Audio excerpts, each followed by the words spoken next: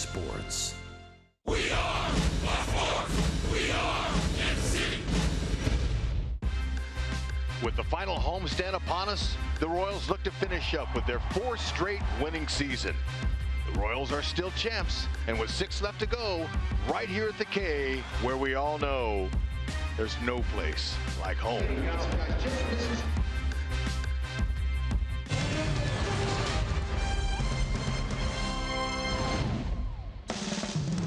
Royals baseball from Kauffman Stadium, 6 home games to go. 3 against the last place team, and then 3 against the first place team. Royals baseball is presented by Academy Sports and Outdoors. Hi everyone, welcome back to the ballpark with Rex Hudler. I'm Ryan Lefevre.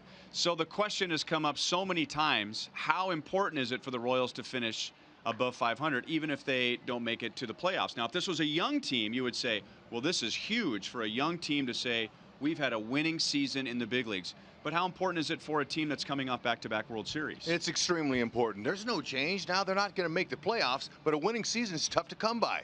You ask Merrifield, Cuthbert, some of the September call-ups, the young guys, when they get home to their destination in the offseason, people are going to ask them, how'd you finish up? That's the question is. They don't ask you how you started, how you finished. We had a winning team, and we had a winning season. That's important. Carry over into next year, get another title. And the numbers look pretty good for the Royals on this homestand. Our Toyota League leaders remind us that the Royals are 13-3 against Minnesota this year.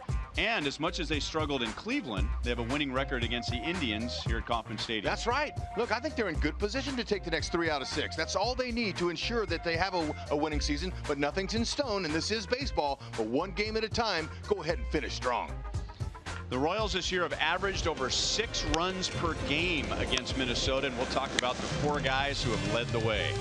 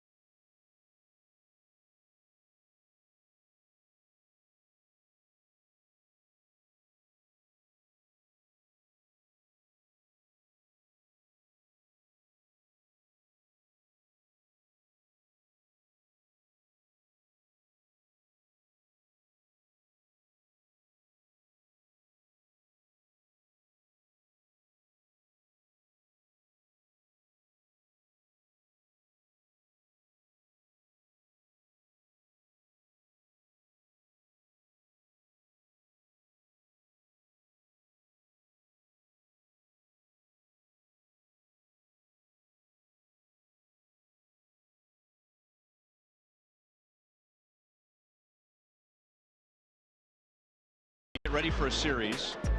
Each team will say, there's 1, maybe 2 guys we got to be really careful with. They can't we can't allow them to beat us.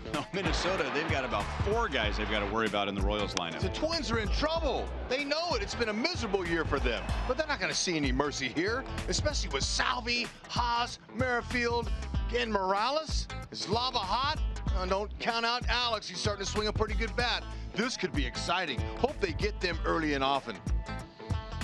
So we go from baseball to real life. And when we come back, we will take a look back at an unforgettable night in South Florida last night.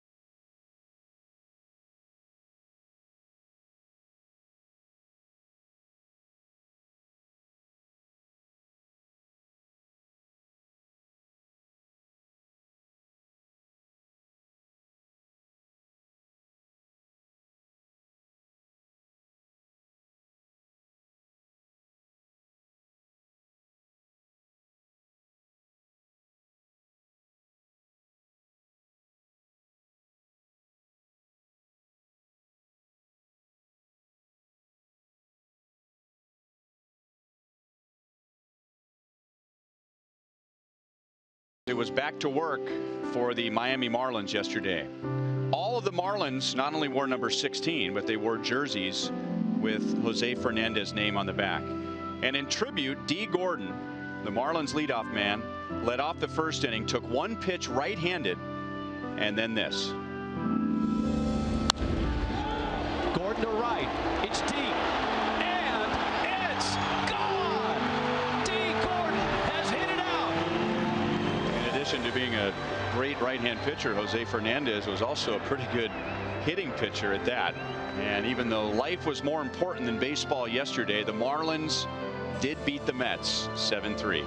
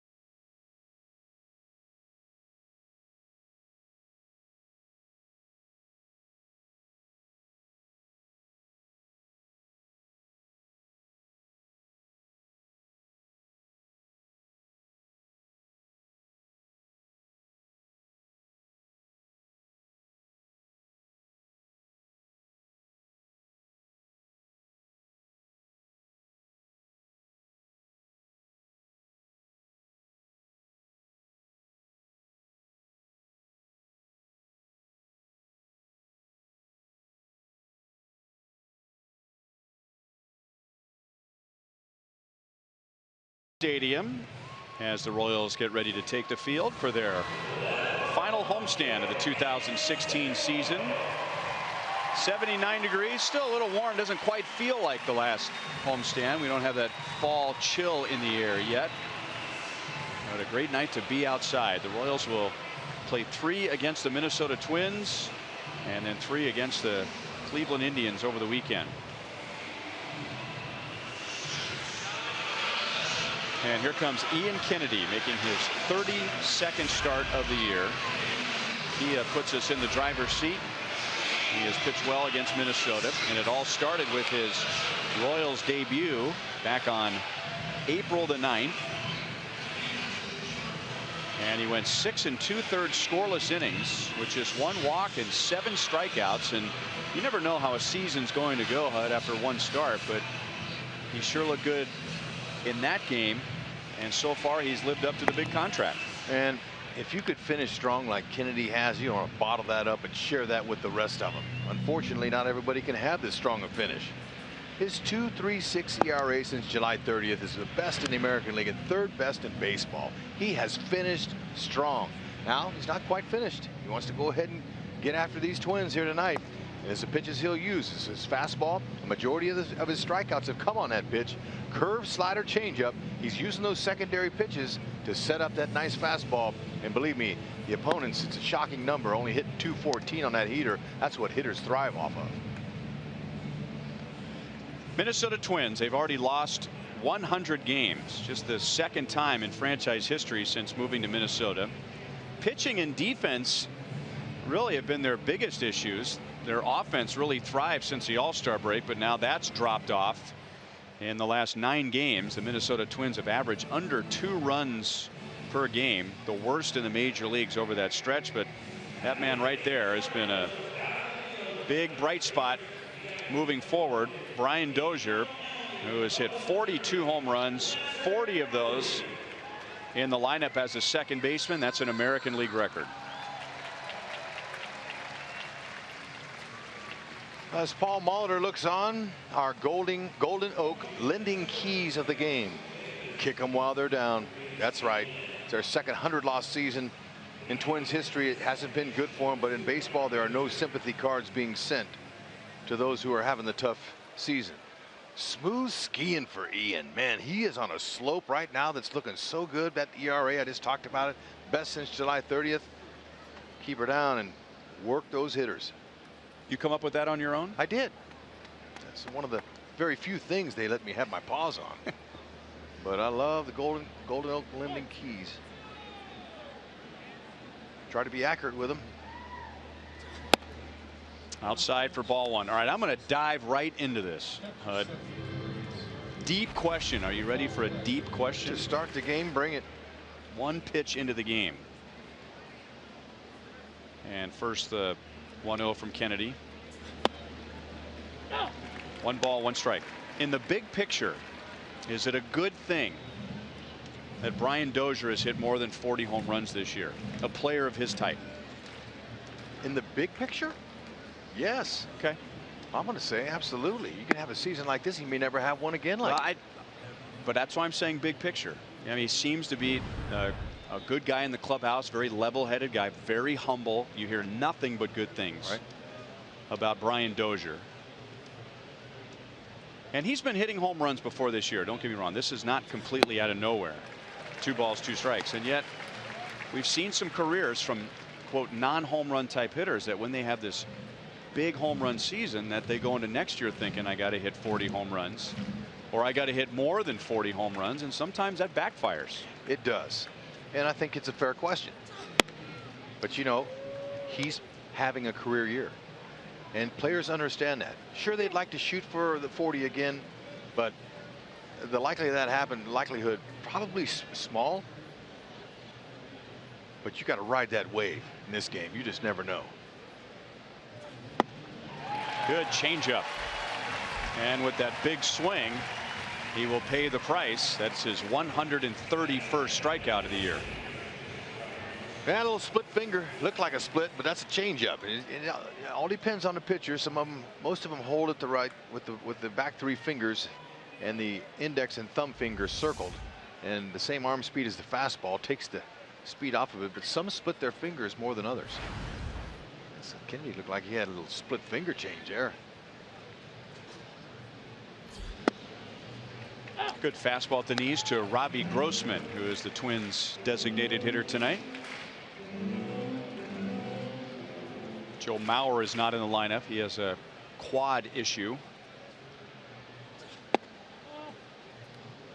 was talking to Dave Island about Ian Kennedy before the game tonight, and it just came to my mind after watching those first 2 pitches from Kennedy. One low and in the strike zone, one up and just out of the strike zone.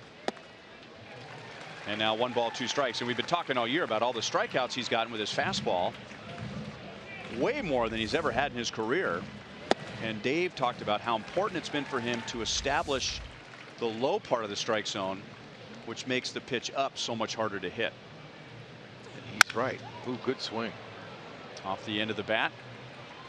Yep. And Grossman is on with 1 out. It is. Now, Ian went through a little spell where he was giving up a lot of home runs early in the season, and it's because he was trying to find that little spot there. But where's the home run hitter's target? Where's he like to hit him, and where do I keep it away from that? So then, since the second half started, he's figured that out. Slightly above the belt and knee high. Anything around the thigh, that's danger. That's right around there. He's got his first pitch tonight was 94, so he's got a nice firm fastball, and it looks more like 96 and 97 as that late life on his 4-seamer takes off. Strike over the inside to Max Kepler. And if I'd never seen Kennedy pitch before and I watched him and I see that little run on his fastball, I would say that's a nice 2-seamer, but he doesn't throw a 2-seamer. Tells me he's getting a lot of spin on that fastball. There's a fastball up, and he puts that fastball up in the perfect spot. It's high enough where it's tempting for a hitter, but it's also high enough where if the hitter makes contact, he's probably not going to do much with it.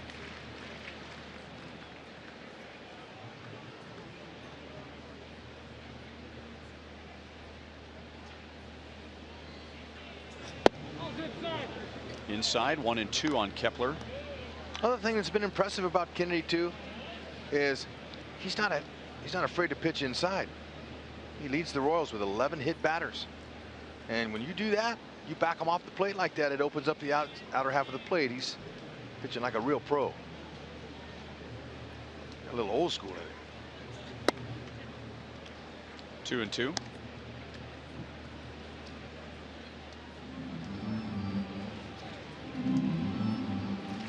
He's been durable. This year is Kennedy's 7th consecutive season with 30 or more starts. This being his 32nd. One of just 5 current pitchers in the major leagues who have a streak that long. Yeah, you know, and some of the names, those guys that he's with, is pretty impressive.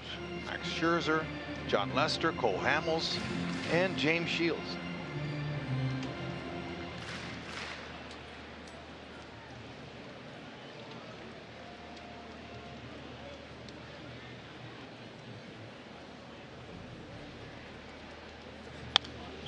Fouled away.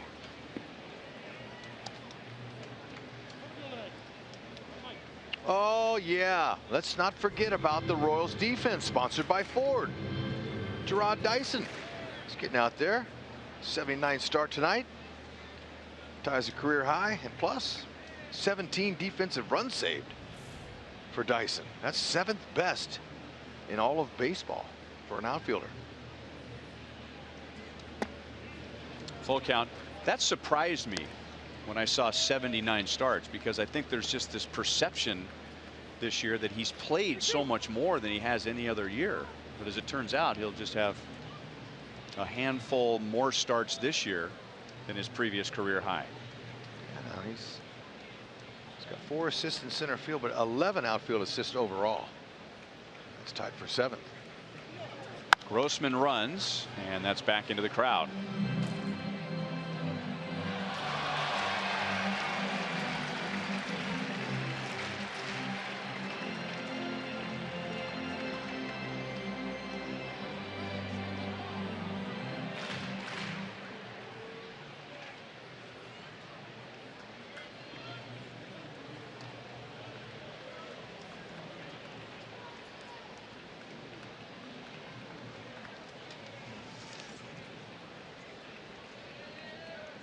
Grossman runs again. A strikeout and a throw that is saved by Escobar from going into center field, although Dyson was charging hard. I don't think Grossman would have gone to third.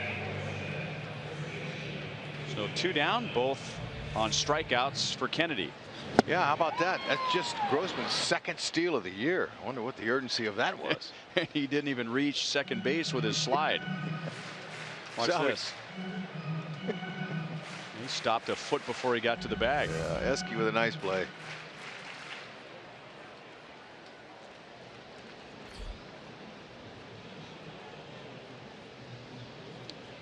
Two down to Miguel Sano, who is playing at third base. And that's where he always projected with Minnesota, but they had Trevor Plouffe at third. So the Twins tried to begin the season with Sano in the outfield. And Plouffe is done for the year. He has an oblique injury. And that happened the last time the Royals were in Minnesota. Big rip. And the count is 0-2. You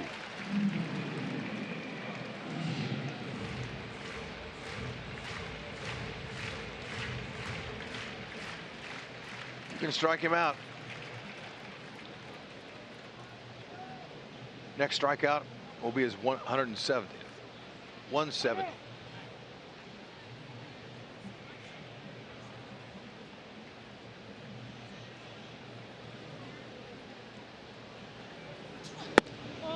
Close, but outside. 1 ball, 2 strikes.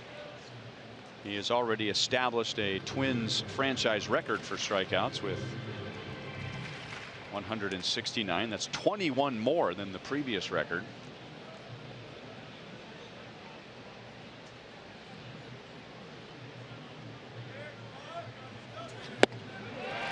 So there it is. Strikeout 170. And Ian Kennedy works around a 1-out single. He ends up striking out the side. Dozier with a changeup. Kepler with a fastball. Sano with a fastball.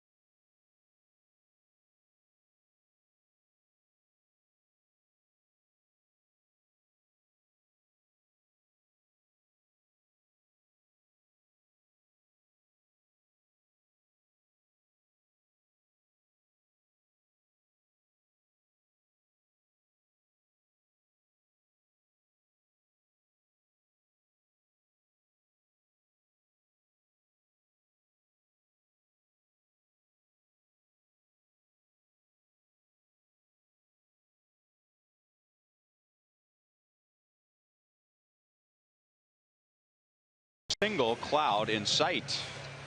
No score, bottom of the first inning. 79 degrees at first pitch tonight. And here's the Royals lineup tonight against right-hander Jose Barrios. Chester Cuthbert will be batting ninth. He'll be at third base. Alcides Escobar will hit eighth. Other than that, your standard Royals lineup. And here is Barrios, 22 years old, Minnesota's #1 pitching prospect. And it's been a rough go for him in his first year. An 8.88 ERA in his first 12 starts. And that's history making for the wrong reasons. That's the 5th highest in Major League Baseball in the last 22 years over a first 12 starts, but the highest in one season. 2-1 on Dyson. So in other words, fifth highest in the first 12 starts, but the 4 in front of him did it over the course of 2 seasons. That 8.88 ERA has been all this year. Well, the stuff is there, but his command and location's not. And they knew that being a young guy just coming in, one of their top prospects, that he was going to struggle. They knew that, but you didn't expect him to struggle the way he's been. I mean, the league's hitting 324 off of him. 46 walks in 48 innings. See what kind of fielder he is. Pretty good.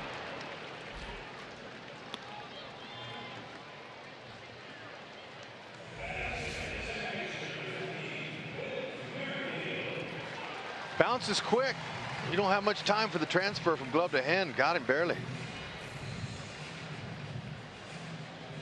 Minnesota Twins have struggled a lot on defense. We've seen them kick it around, especially against the Royals. 19 errors in 16 games. Paul Molitor's got a lot of work to do in the offseason.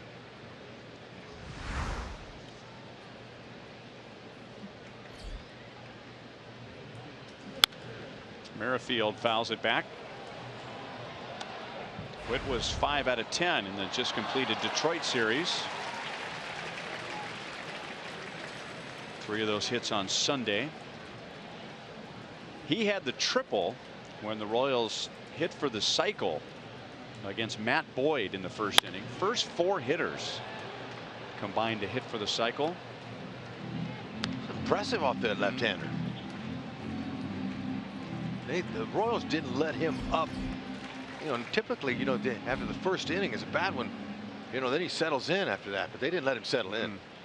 Never got an out. No, and Ausmus, you know, he couldn't afford to. Their backs against the wall. Good display of hit. Berrios has good stuff. I told you, it's not an issue. 90 to mid-90s with his fastball. It'll average about 93. Curve and his change are all nice pitches, but he's still learning.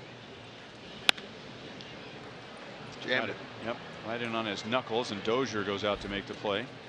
And you can't say that he was rushed. I mean, he's young, he's 22, but he had great numbers at AAA, which was just begging for a promotion. ERA under 2.5, striking out more than 1 per inning. It just hasn't clicked at the major league level yet. And he'll adjust like hitters adjust and everybody else has to adjust. And if you don't, they won't put up with these numbers early in the season next year. If he struggles, they'll send him back. I would expect that he would compete for a spot. Eric Hosmer got the day off on Sunday. He had the game-winning 3-run home run in the 9th inning on Saturday, putting him right at 100 RBIs. Another go-ahead RBI for him, 32 go-ahead RBIs, second most in the American League.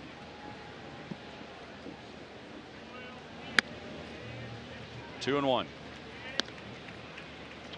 This being the last week of the season, I'll say it today, but I might say it a few more times this week. I don't think Eric Hosmer's had his career year yet. That'll tell you how much upside a lot of people see in him. Take nothing away from his 100 RBI season. That's huge. That's a great mark for a run producer and a young one. He's still young. Some hitters don't reach their prime till they're 30, their early 30s.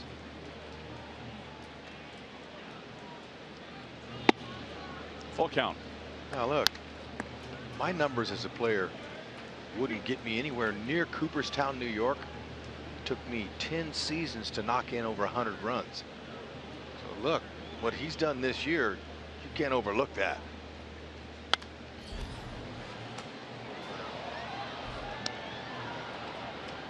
And as we chatted with him on Sunday, he joined us for an inning. I mean, he's kind of been a marked man in that early in the season, he was really the only one that was hitting, and he had to learn what it was like to be pitched around.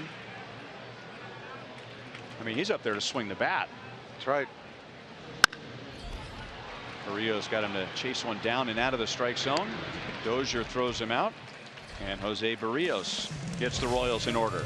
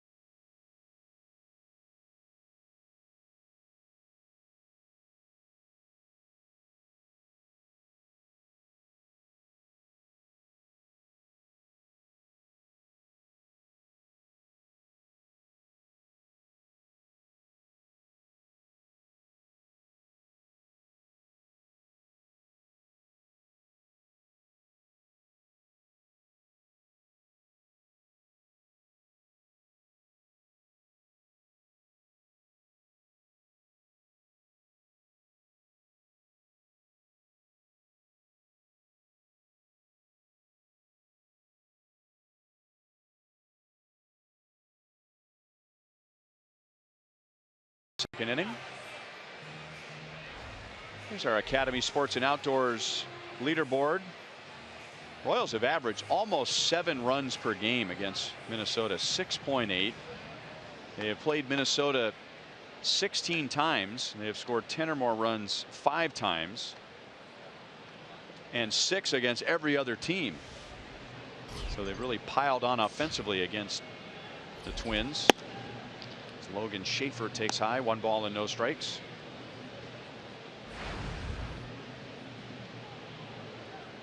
Schaefer signed out of an independent league by Minnesota this year, but he had previous big league experience in the Brewers organization. 1 ball, 1 strike. But, you know, just watching this young man right here, he is happy to be here.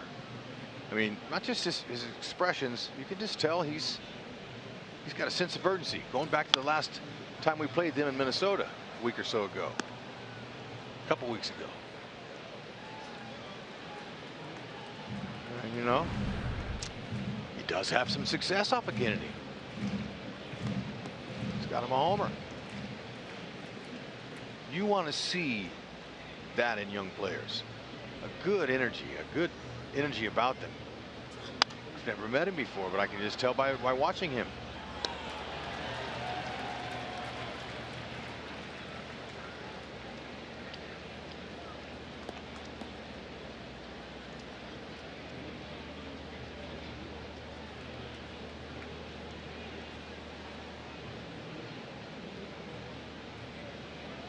Bounce it.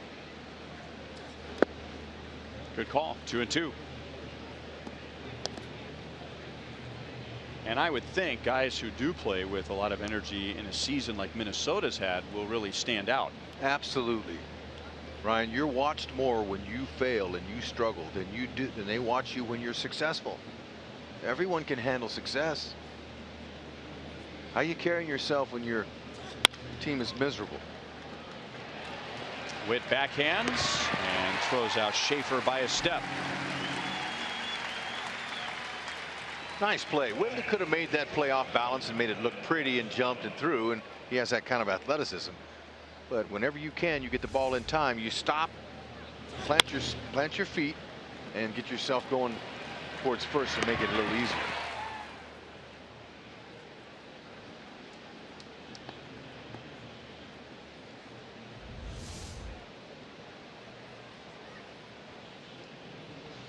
Here's Eduardo Escobar, switch hitting shortstop. Good fastball from Kennedy, who struck out 2 more with his fastball in the first inning. So that's 140 strikeouts with his fastball this year, most in the major leagues. Right now, we've been watching Haas for a while. And remember when he would take some swings and it looked like he was holding his breath. So I asked him, I said, Haas, do you hold your breath when you're swinging? Because it seemed like, you know, you'd want to let that tension out. He goes, no. That's a thing I inherited from my mother. She does it. You know, he does it not only at the bat, but watch him here.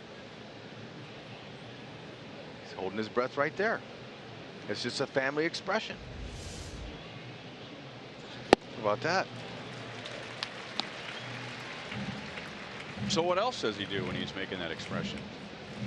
Good question. I didn't go any deeper. Running the bases, is he doing that? It's possible, but that's the first time I've noticed it on defense. We notice it when he's hitting.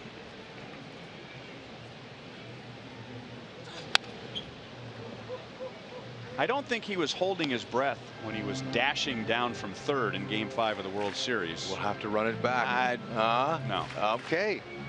Yeah. If so, a big bear would have jumped on his back about halfway down the line and tackled him to the ground. Well, maybe when he started. Remember how he started getting he froze on his lead. Bloop to left field, and Escobar is on with 1 out. And when the third baseman caught the ball,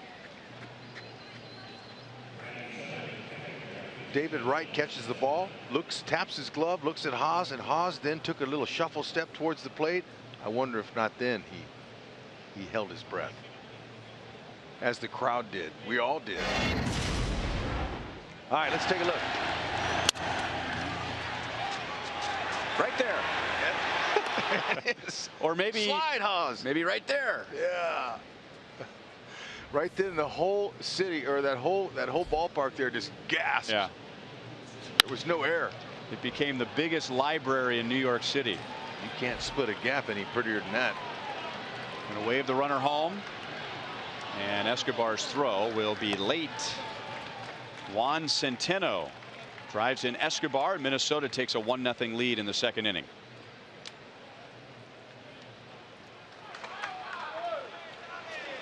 You can't split a gap any nicer. He just laid it right out there. Now didn't have enough to get to the wall, but didn't need to. Scored the runner from first. Four-seam fastball. Outer half, went with it. Didn't barrel it, but got it and placed it perfectly.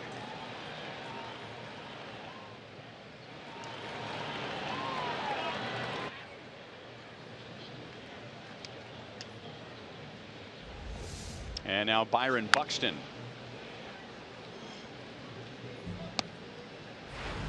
So Minnesota tonight, they have their #1 pitching prospect on the mound, and this is their #1 positional player prospect, Byron Buxton, who is also one of the top prospects in all of baseball.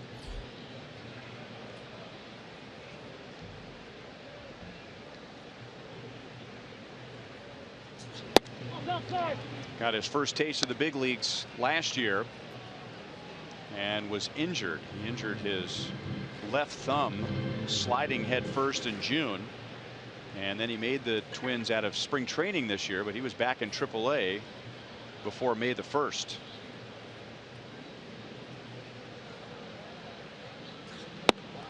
Two balls, one strike. He has all the tools. And he's finishing strong. You know, he's got a nice September. He wants to bottle this up and watch some video. Maybe incorporate the bunt a little bit more with his good speed. It's nice to have that to show them. Now, I think by the looks of him, he's got 61 hits coming in to tonight. 30 of those for extra bases. 8 homers, 17 doubles. So he's got some extra base power. And usually as you grow up and get more experience, you get better in those areas. But to be a dual threat, a guy who can get on base for them, you incorporate the bunt. I'm sure he's a good enough athlete where he could do that. He's going to be a nice player. Yeah, if he didn't play baseball, he was going to go to the University of Georgia to play wide receiver. So that'll tell you what kind of an athlete he is.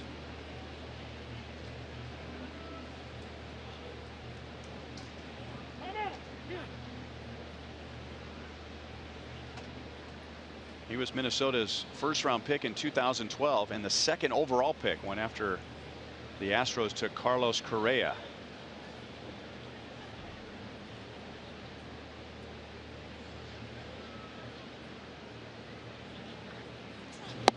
Got him with a fastball up, and that's where the target was. 4 strikeouts for Kennedy.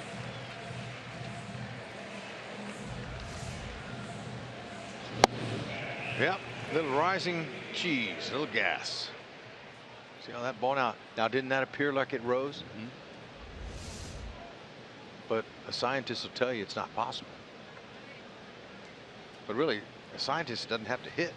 So if the hitter thinks it rose, it rose. Right.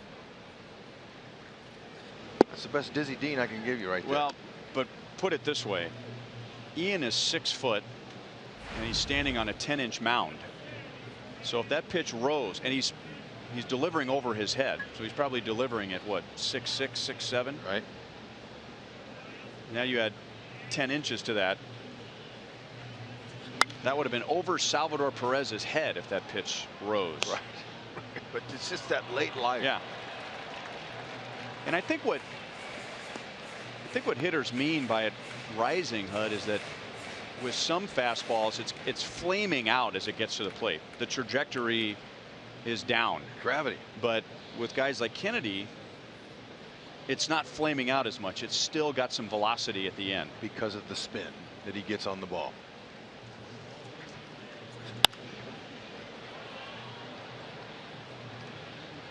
Cuthbert has just enough room and bangs into the railing.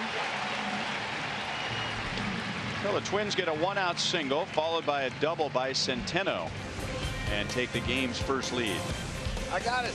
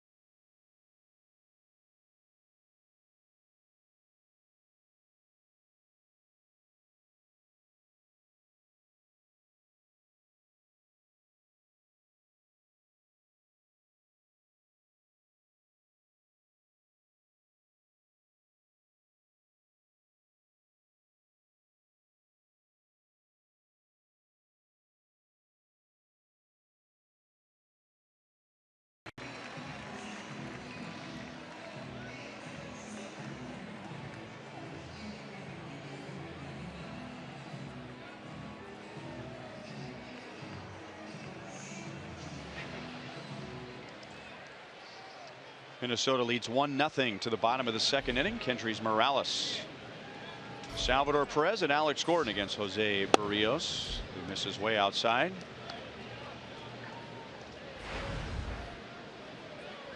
.30 home runs, second most in Morales' career. He had 34 with the Angels in 09.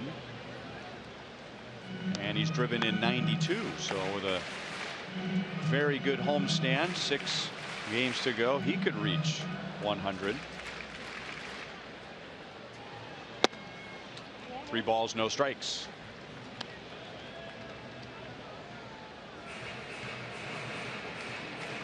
Now there's really no need to swing 3-0 here. He's going to get another pitch. Yeah, he's going to say, all right, do it again. But that's the one he wants. Straight as a string. He's cracked the Twins, man. 15 games. Didn't quite get his arms extended, and Buxton glides into right center field. Must be nice to not get it all and hit it 400 feet.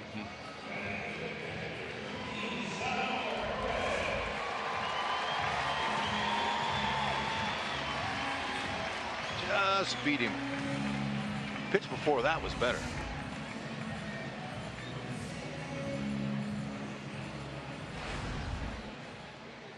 Salvador Perez, 2 home runs, 4 driven in on the trip, giving him a new career high 22 home runs.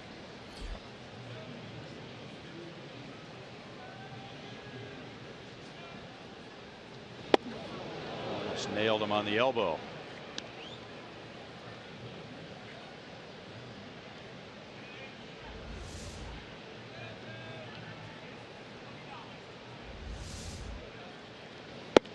Inside again, 2-0.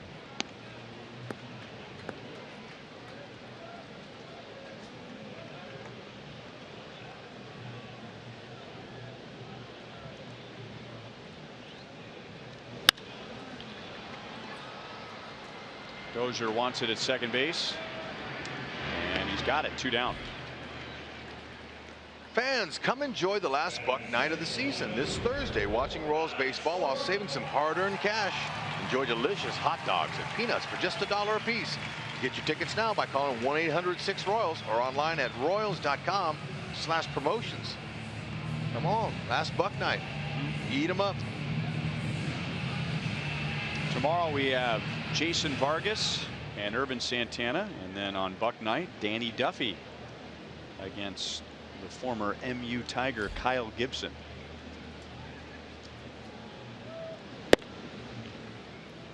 All one to Alex. Thursday is also a Gordo Nation.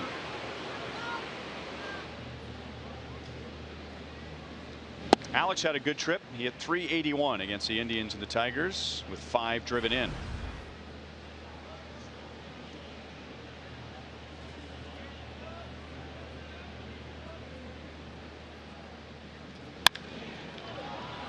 High in the air again. Should be easy for Buxton. And that'll do it. Jose Barrios has set down the first 6 Royals tonight.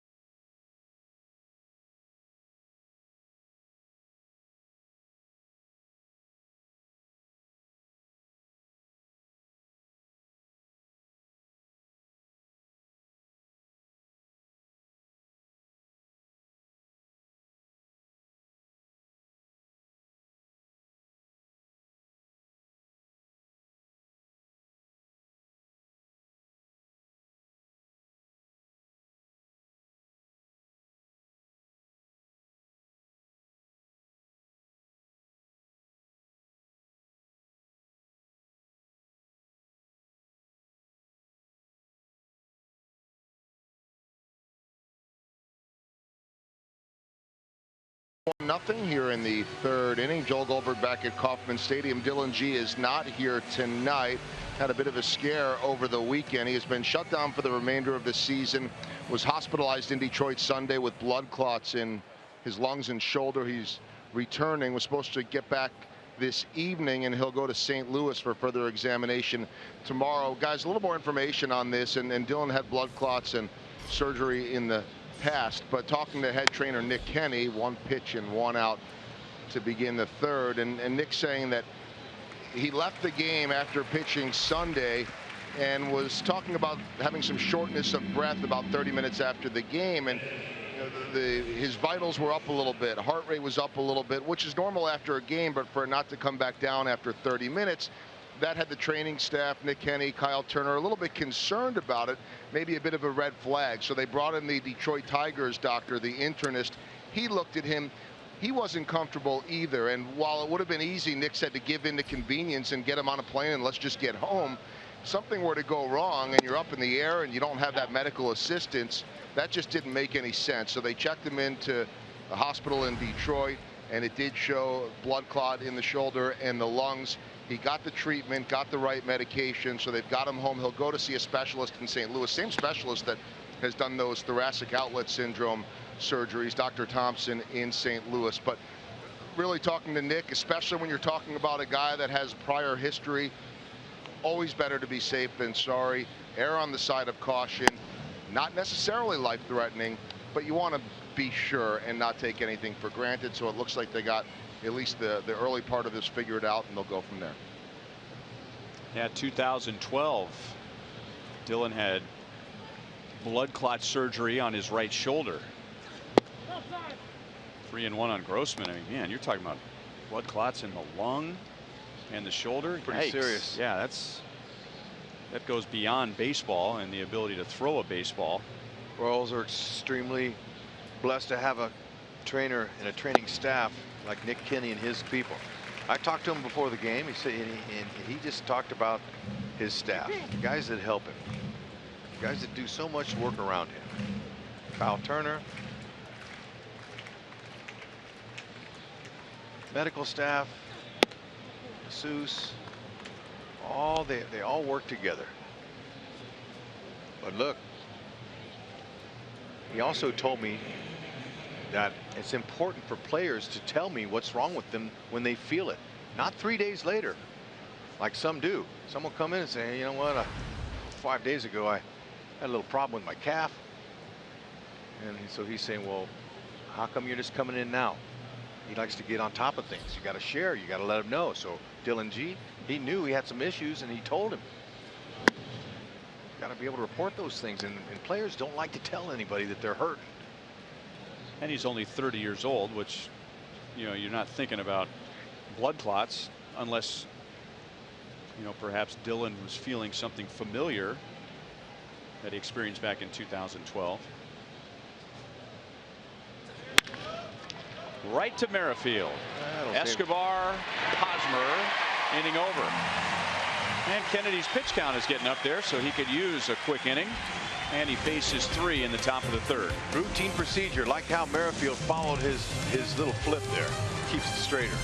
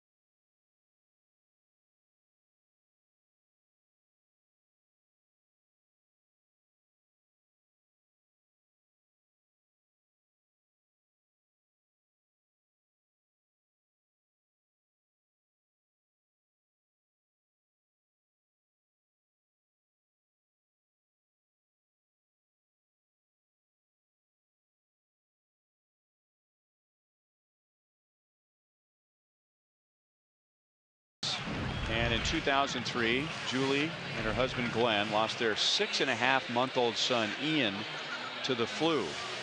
So wanting to educate others about the seriousness of influenza and the importance of getting an annual vaccination, they started the nonprofit organization Ian's Rainbow Flu Foundation. And working with local schools, they help provide flu awareness material and free flu vaccines to children who may not be able to afford them. And Julie is sitting in the Buck O'Neil legacy seat at tonight's game. Yeah, Julie, thank you for turning a tragic death into something good for others. Nice. Paulo, another infield hit. Shocker. And that is the Royals' first runner tonight against Barrios. Yeah. Paulo Orlando, the way he gets down that line, whenever he chops one to the left or right of the fielder on the left side, it's going to be a tester, because he does nothing but give you 100% effort every time. And there's no shortstop in the league that's going to throw him out there. There's not a shortstop in the past history of the game that would throw him out on that. 134th infield hit by the Royals. That's tied for second best in the American League.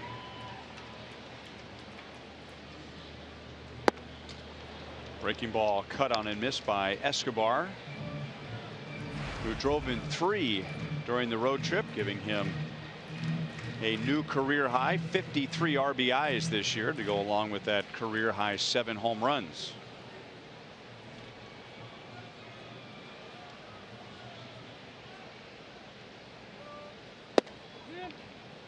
One and one.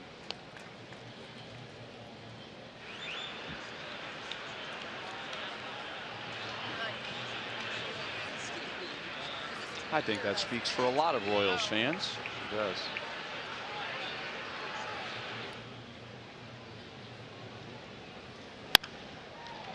One hop to Escobar. And now Minnesota has turned a double play. 2 outs, nobody on.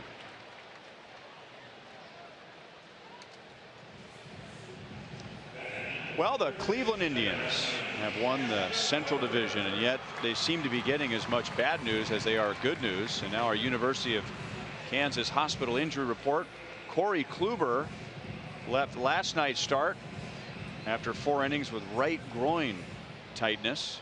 He's going to have an MRI, or probably already had an MRI today. So you already have Danny Salazar and Carlos Carrasco out with injuries, and now Kluber. Now those are probably the 3 guys that they'd be using in the playoffs. Yep. 1, 2, 3. Kluber, Salazar, Carrasco.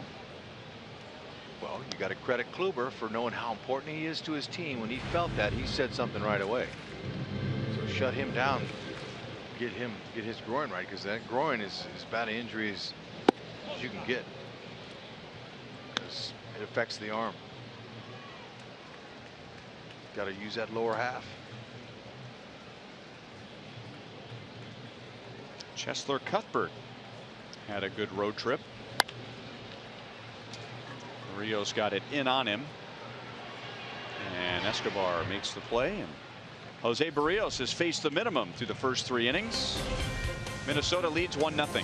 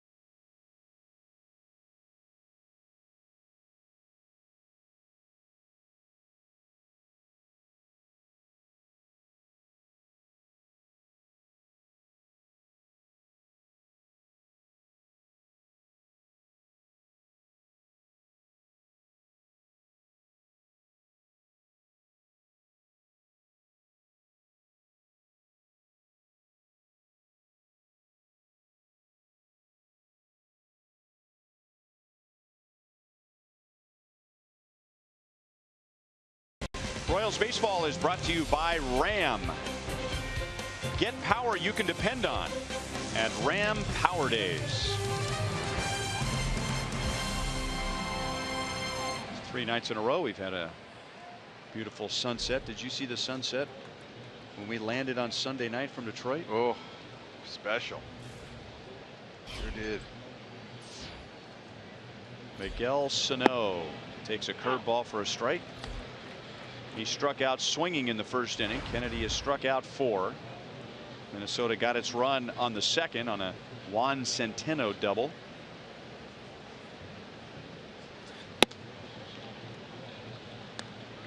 One and one.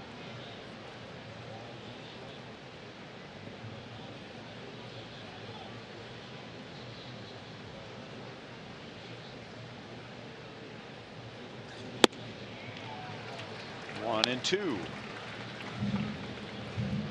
Kennedy is powering that heater right by Sano.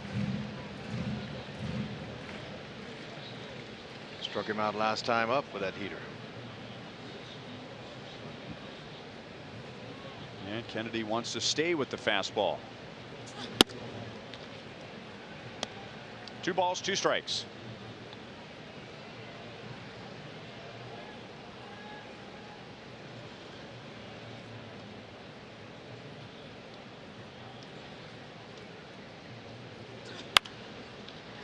You know, it really hasn't been that long since they, and I say the statisticians, have been keeping track of strikeouts per pitch. You know, usually it's just how many strikeouts did he have, right, swinging and looking. In 07 they started keeping track of, well, did he get a strikeout with a curveball, did he get a strikeout with a change, was it with a fastball? So it hasn't been that long. It's only the 10th season that they have been breaking down strikeouts like that, and the most since then, Max Scherzer had 145. And Kennedy, he's got a chance to blow right by that. So you're not talking about the most in history, you're just talking about in the last 10 years, but still, look at the pitchers on that list. He's in front of Verlander, Scherzer, and it's not even close. Right, so professionals that are in the game, that know the game, would ask, well, how's he getting that done? He's painting. That's part of it. He's painting the corner. He's commanding his fastball exactly where he wants it, and he's not a guy who throws 96 or above. Great spot here at Sano. You got to go. Painted it.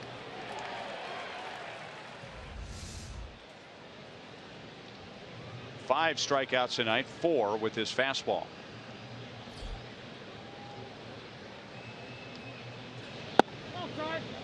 Changeups outside to Logan Schaefer. He grounded out to Merrifield in the 2nd inning. And Kennedy really uses all 4 corners of the strike zone. And I would think he would be very unpredictable as a hitter of where that fastball is going to come from. And then now he's thrown back-to-back changeups, and that's a good pitch, and the hitter has to respect that. Yeah, but when hitters read the notes and they see go over their scouting reports that he's getting a lot of strikeouts with his fastball, they're saying, good, I can get that fastball. So they get up there and they're looking for that pitch, but because he commands it so well and it has that late little life to it, they miss it. Not all the time.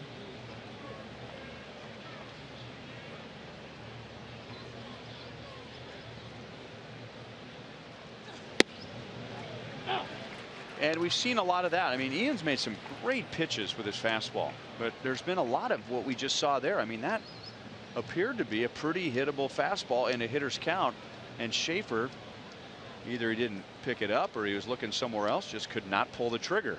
Now he's thinking, is he going to throw the breaking ball here? Oh, got to look fastball. Let's see. Well, it's going to be defensive hack there. And what you just said, Hud, to me is what makes Kennedy's season so remarkable. Is, I mean, the book is out. I mean, nobody should be surprised. Right. Nobody should have been surprised after the All-Star break how Kennedy gets hitters out and how he strikes them out, and yet they still can't get to him. And the other thing that helps him with his command is his brilliant delivery. Flawless. Smooth. Dave Eiland rarely has to come out to help him get back to his rhythm and his mechanics. Fair ball. Kennedy gets to the bag in front of Schaefer. 2 outs. Join us for Futures Night tomorrow as we welcome select Royals minor league players to the K. This event will feature a pregame autograph session open to all fans on the left field concourse. So arrive early to meet your future Royals. That's Friday versus the Indians.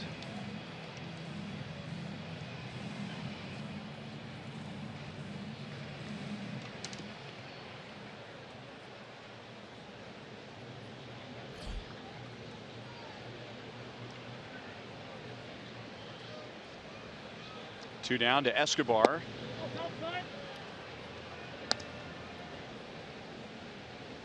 Eduardo Escobar singled with one out in the second inning, and then Centeno doubled him home.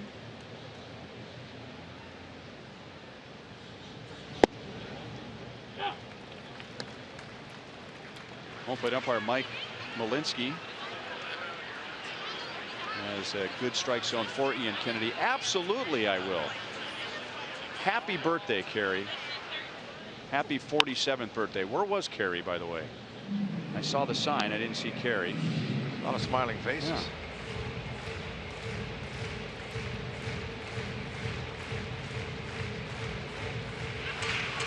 There she is.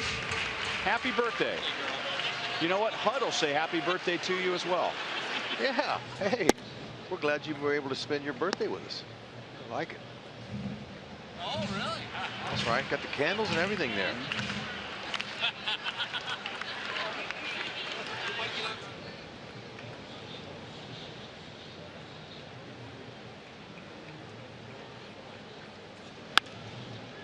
Still 2-2 on Escobar.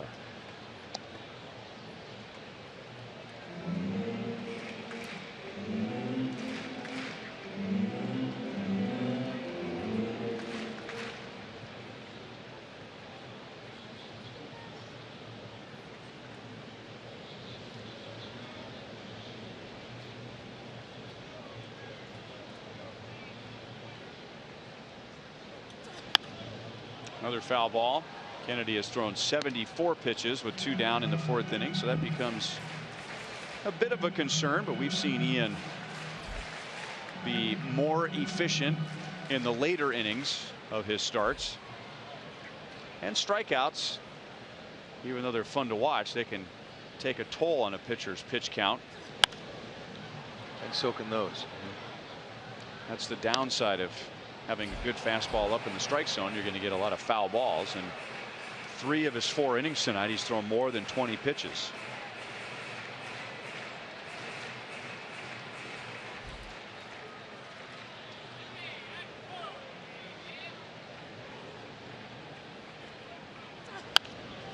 Another foul ball.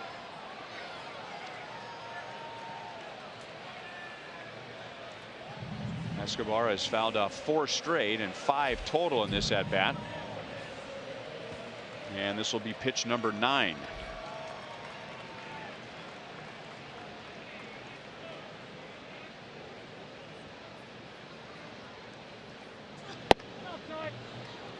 Three and 2. So now Kennedy, pitchers remember hitters like this that are having long at bats. You never forget that. You're like, you know what? This guy wore me down. I got to get him. I got to get in the strike zone early.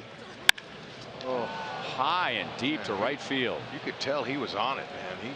That was a great at bat. Into the second level of the Fountains, and that's home run number 6 for Eduardo Escobar.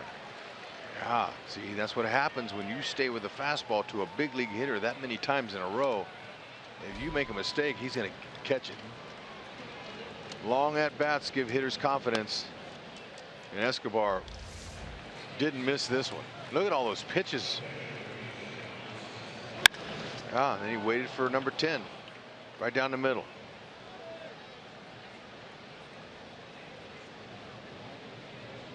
Splash. In for a strike to Centeno. He drove in Minnesota's first run with a double.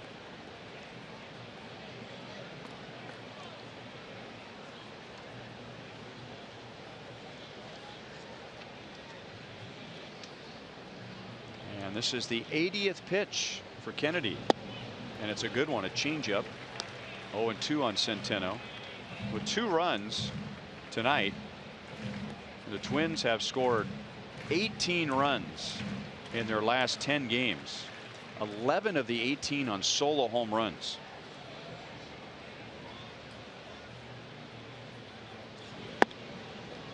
One ball and 2 strikes. Now on that 10th pitch he threw to Escobar, if he throws a changeup to him there, he struck him out. But he stayed with it, with the attack, with his fastball.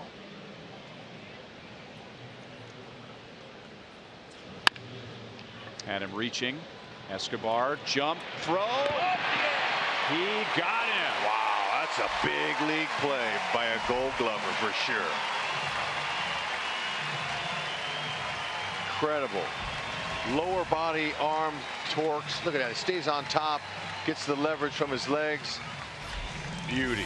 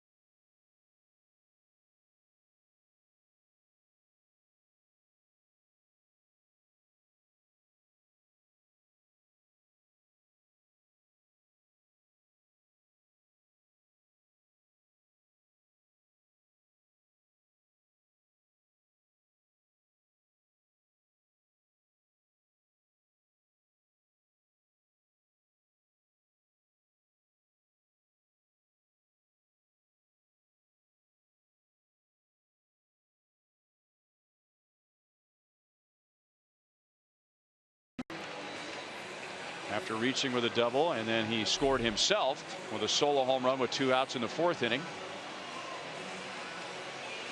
And on the mound, Jose Barrios, whose ERA is almost 9 in his first 12 starts, has begun with 3 scoreless innings. All he's allowed is an infield single.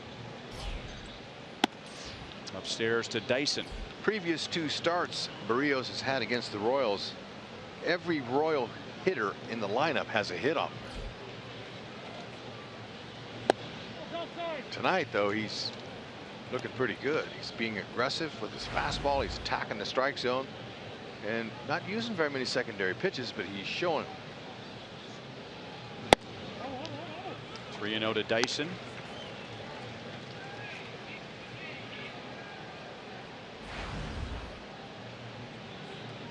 Well, first, second, third time through, it's all the same, except for tonight. 1 hit first time through.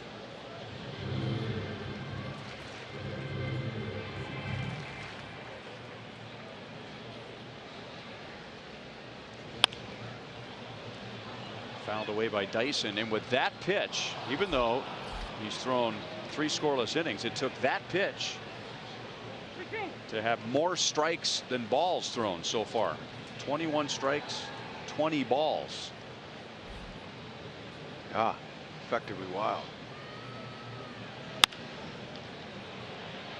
Another foul. Dyson showed us what kind of a fielder Barrios is in the 1st inning. Hit a tap in between the mound and the 3rd baseline, and Barrios went and got it. Didn't have much time to throw, but threw a strike over to Beresford at first base. And Dyson may have swung at ball 4, but too close to take, and we'll do it again.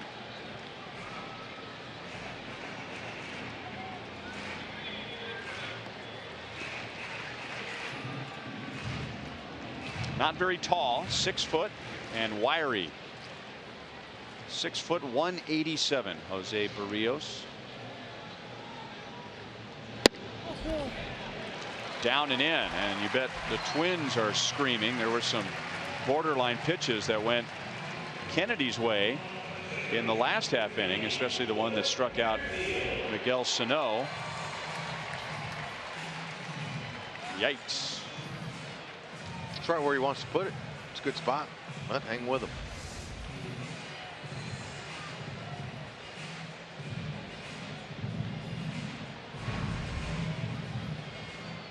Witt popped out to second base in the first inning.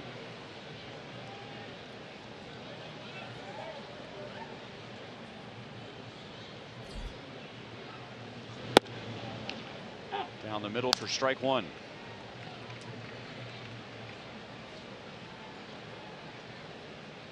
Looking down at third base coach Mike Jerschele.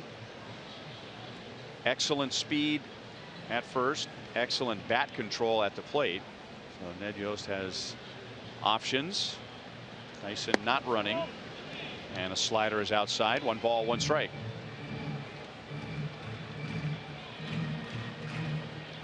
We were surprised to learn a couple of homestands ago that Jarrod Dyson and Jose Altuve are the only major leaguers with 25 or more stolen bases over the last 5 years,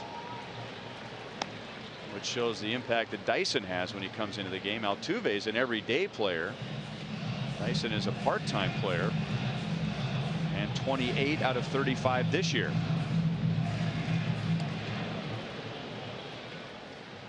Yeah, I mean, look, when you have a catalyst like that at the top of your order, sure does help a lot. Get on first, get in scoring position with those legs. To right center field. Buxton cuts it off. Dyson to third, and the throw hit Merrifield, but Dyson holds at third, and the Royals have runners, 2 runners in scoring position with nobody out. Whitley getting a hustle double. He'll take it. 21st on the season. Good inside out swing. Looked like he was going to do that the whole time. Short little step. He doesn't load his hips like the other guys do. He just trusts those hands. Good head position. It's a no-brainer for Dice to go to third. And then Merrifield says, you know what? It's going to take a good throw to get me out. Ooh. The throw was off, and now the Royals got some action here. Got the meat of their order. They should be able to come away with a run or 2 at least in this inning.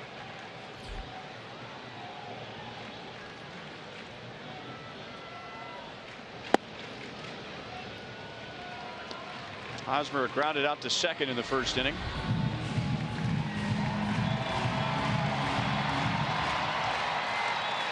He can add almost 40 points to his batting average when he comes up with a runner in scoring position. 1-1.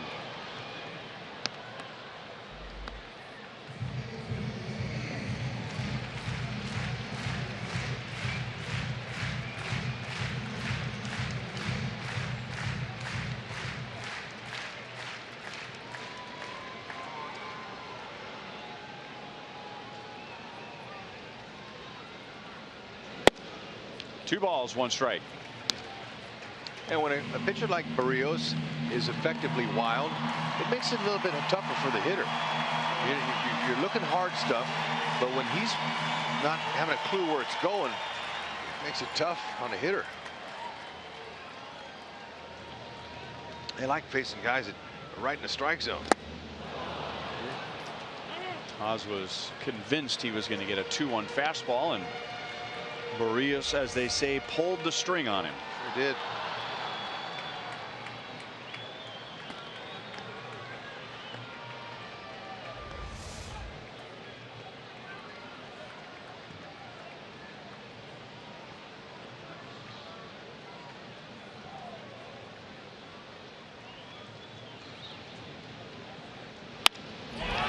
Shallow center field, base hit.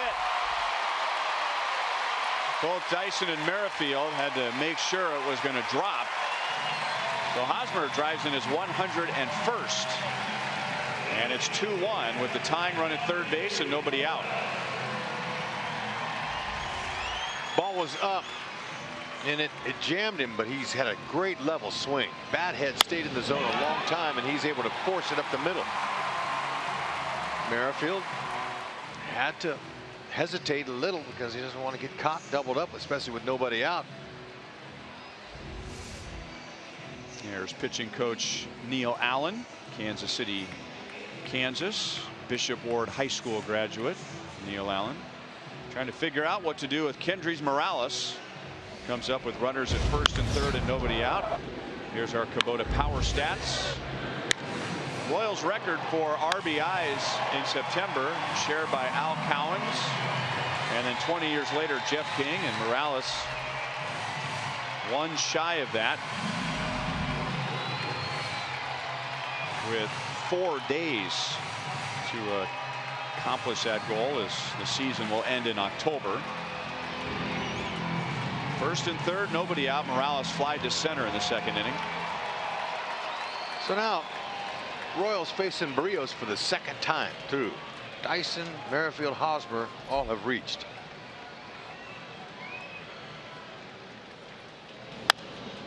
Didn't waste any time. He jumped on the first pitch. 0-1. The Royals record for any month is 32, so he's got a shot at that. With 4 runs driven in the next 4 days. Well, I saw him shake his head when he stepped out of the box, and he was doing that. He was saying, man, I should have hit that. He was shaking his head at himself. Again. Probably feeling the same way.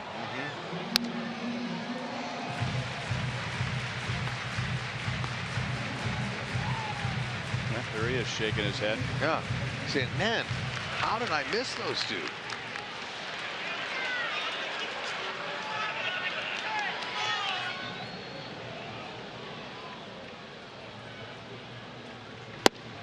Almost got him on the knee.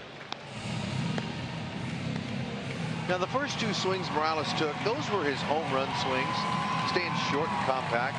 Now, we've watched him for the last couple of years now, and he's so smart. If he floats him something on the outer half or something soft that stays up, he'll go to left field with 2 strikes. He's a real professional hitter. Twins are going to take 2 outs, and they'll trade a run for that. So the game is tied. No RBI, unfortunately. So Dyson and Merrifield will open the inning with a walk and a double, and both come around to score.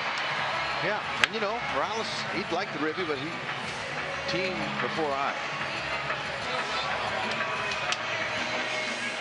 And you know, watching the Cleveland Indians last night in their celebration, hearing some of the players talk, it sounded a lot like what we heard out of the Royals' mouths the last 2 years. You know, doing it for each other, we're pulling together. You hear that from teams that get there after the long journey. Off the end of the bat, Schaefer just inside the line, and that's the inning. The Royals tie it, and it all began with a leadoff walk.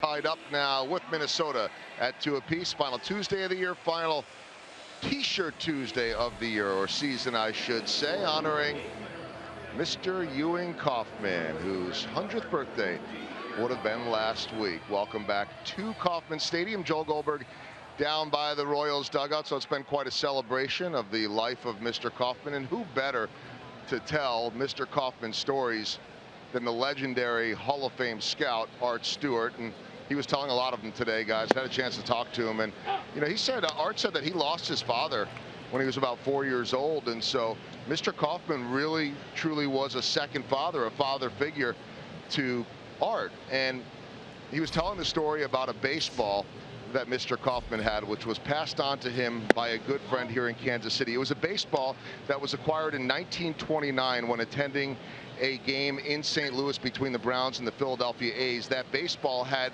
the signature of future Hall of Famers Jimmie Foxx, Lefty Grove, Al Simmons, and Mickey Cochran all on one. And here's Hosmer going to make the diving play at first base to get the speedy Buxton. So it has that signature, and then a couple of more from the Yankees when they came in next, Lou Gehrig and Babe Ruth. Well, that ball is given to Mr. K as a thank you for bringing baseball to Kansas City with the Royals. And Art said that he always admired that. It sat in Mr. K's office, and towards the last maybe couple years of Mr. K's life, he wanted to give that ball to Art because he knew how much he loved it. And Art said, no, I can't take that baseball from you. It's too treasured a possession. And Mr. K said to him, if you don't take it, you will be dismissed from your job. So, of course, he took it. And that baseball now today is what Art says is his most prized possession. He said he will pass it on eventually to his grandson. How about that, guys? A baseball from Mr. K with Al Simmons, Mickey Cochran, Jimmie Foxx, Lefty Grove, Lou Gehrig, and Babe Ruth. 6 Hall of Famers on that baseball. Wow, what a story. Thank you, Joe. Art hanging out tonight with George Brett and Jamie Quirk.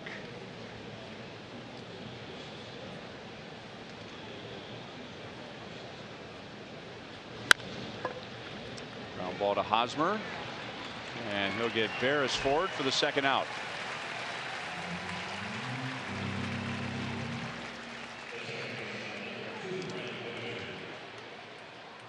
So Kennedy now pitching in a 2-2 tie. He has a chance for his first 1-2-3 inning. 88 pitches in 4 2/3 innings. If you give him 2 runs, now it's a new game. He's a new pitcher, too. Look at this. 2 quick outs. Dozier struck out in the first inning and flied to right in the third.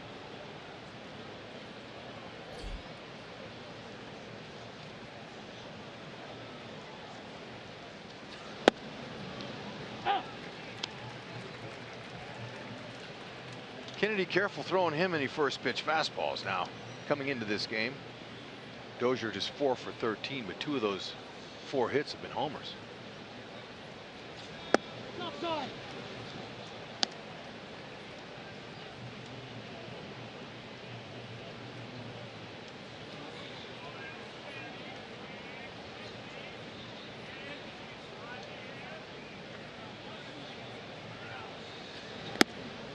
Two and one.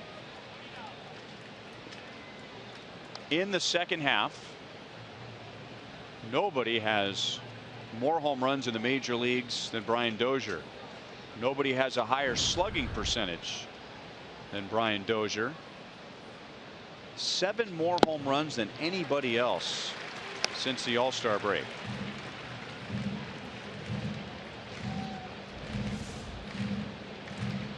He has hit 11 of those home runs against the Royals, and that's the most ever against the Royals in a single season in history. Very close. 3 balls, 2 strikes. Last year he hit 0 home runs against the Royals. Yeah, how about that? You know, he's kind of cooled off though. In the last 10 games, he just got 1 homer.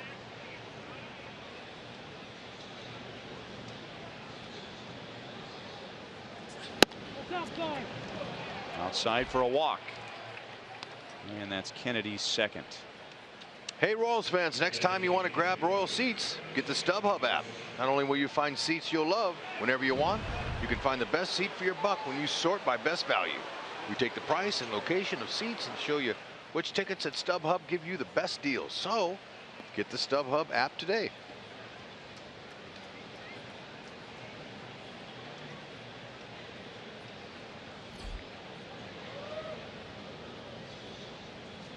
Here's Robbie Grossman. He's reached twice against Kennedy.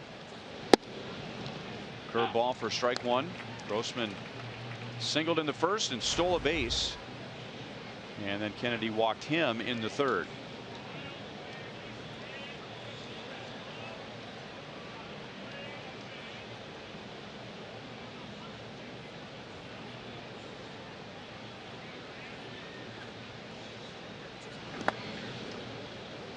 One and one.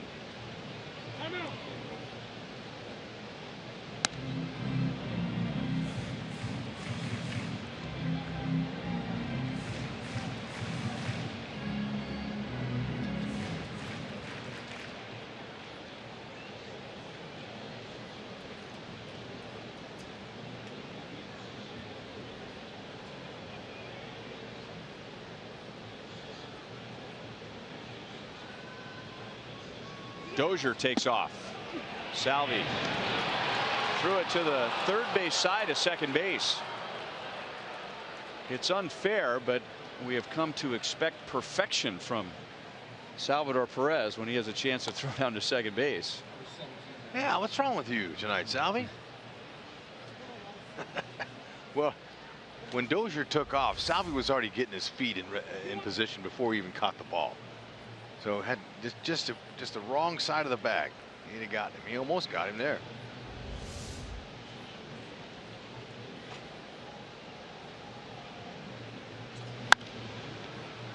Two and two on Grossman.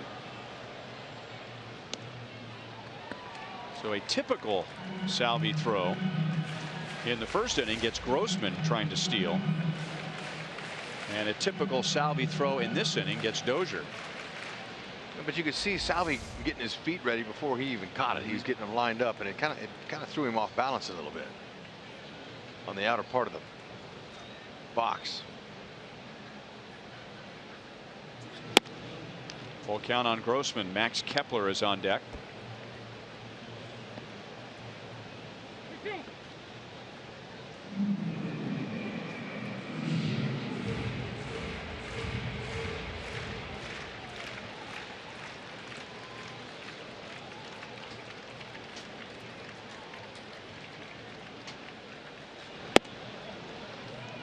And back-to-back walks with 2 outs for Kennedy, and it's the second time he's walked Grossman tonight. He has 3 total in the game, and now he's at 100 pitches in 4 2/3 innings, and the phone rings in the Royals bullpen.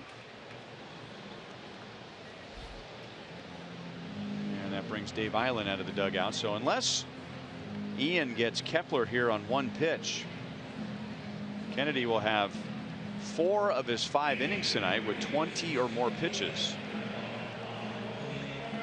We've been seeing that in Kennedy's last few starts. Even though he's been nails, teams have been fouling off a lot of pitches, unlike they did earlier in the season. I think the ones early in the season, they weren't missing them. They were hitting them for homers. But his last 3 or 4 starts, he's had issues in early pitch count issues.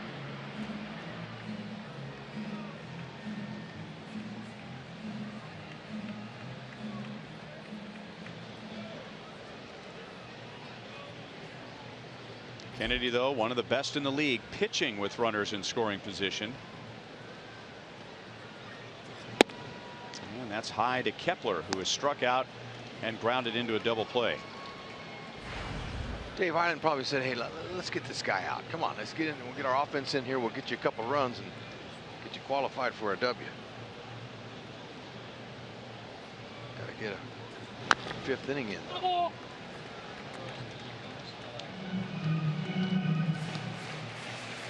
Coming into tonight, Kennedy's overall batting average against is good, 238. There you go. You put a runner in scoring position and it becomes 195, and there's only 3 pitchers better than him in the American League. And the Twins are 0 for 3 so far tonight. Missing high again. And in his last start on Wednesday, he gave up 10 hits. That's the most he's given up all year. But the Indians were 3 for 13 with runners in scoring position. So he kept the Royals in the game, which they eventually lost by buckling down in scoring situations.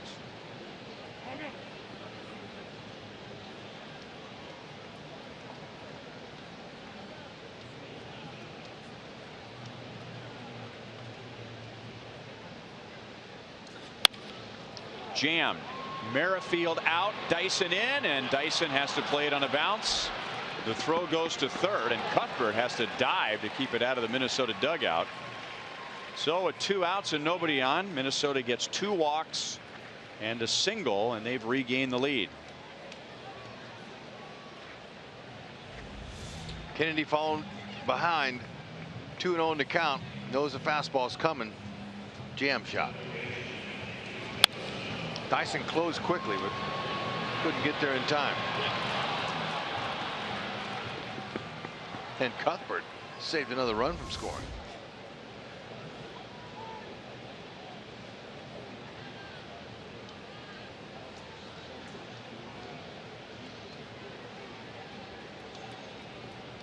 Ed Yost is going to leave Kennedy out there for Miguel Sano. Left-hand hitter Logan Schaefer is on deck. So if we get to him, we might see Scott Alexander. Kennedy has struck out Sano twice. Swinging in the first inning, looking on a borderline pitch in the fourth.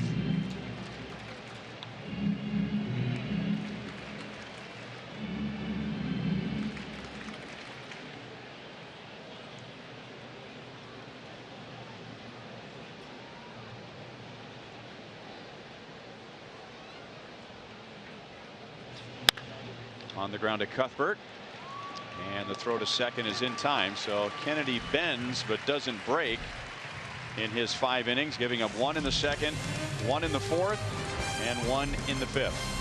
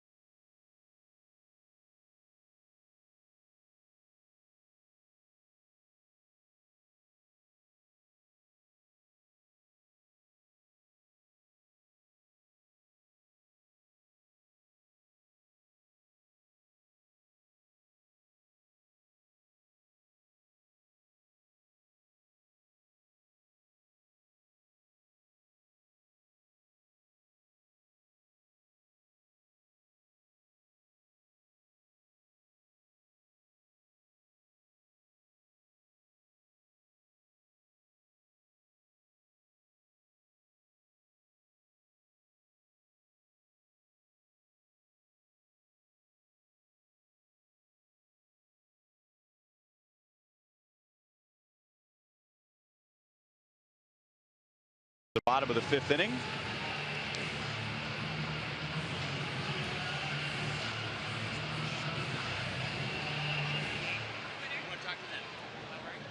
Mr. and Mrs. K and their statues in the outfield experience. T-shirt Tuesday tonight. A Ewing Marion Kaufman T-shirt giveaway. Middle name used for his other business, Marion Labs. 1 ball, 1 strike. There might only be one other person in America that can tell better baseball stories than Art Stewart, and that's Vin Scully. Yeah. How about that finish at Dodger Stadium on Sunday? Yeah. his last Dodger home game. Wow. Wasn't that fitting? Walk-off division championship. There's a guy right there who has a memory like no one I've ever met. Yep, and he was. It's fun to be around him at the dinner table. I'll tell you that. That's for sure. He's telling me Mr. Kaufman's story that was really one of my favorites. I've heard many about him, but after his first year of ownership, Ewing Kauffman wasn't really baseball savvy that much. And so all the scouts, Arch was telling me, all the scouts were together the year after his first year. And it was in spring training. And they were given signing bonuses to young players then, somewhere $60,000, $70,000. It's a lot of money.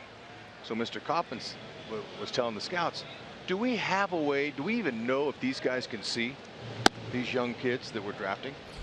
If they can't see the ball, yeah, we need to give them eye tests. So that all the scouts looked at each other and said, well, we've never heard of that before. So he came up with, through Dr. Harrison, a doctor who's still living, developed a device called a biadapter. A biapter. So they developed this thing, and the scouts would take it to the young prospects. And if they were going to draft them, they gave them this eye test. And, you know, you have to have the ability to pick up objects, you know, color blindness, depth perception, all those things they tested for. And this one particular player was a catcher, and he was one of the top 5 guys in the country. He's going to be a top seller and a top draft pick. Hit him. And so they gave him the test, and his depth perception showed he scored 0 on it. And if you don't have depth perception, you can't hit a baseball at nighttime. So they didn't sign him. The Mets took him in the first round and gave him $100,000. And the kid never made it out of A-ball because he couldn't see. Huh. Okay, if they didn't have the eye test, maybe the Royals would have taken him. Right. So this was an innovative move by Mr. Kaufman. And so Bowie Kuhn, after a couple of years, the commissioner of baseball, they all knew that the Royals had this invention and he had a patent on it. So Bowie Kuhn said, hey, look, for the good of baseball, Mr. K, could you please take the patent off and let the rest of baseball use this so we can help our game?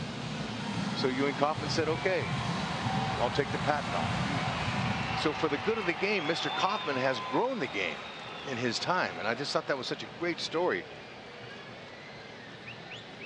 And after 3 years, for the good of the game, Ewing let them all in on it. Said, okay.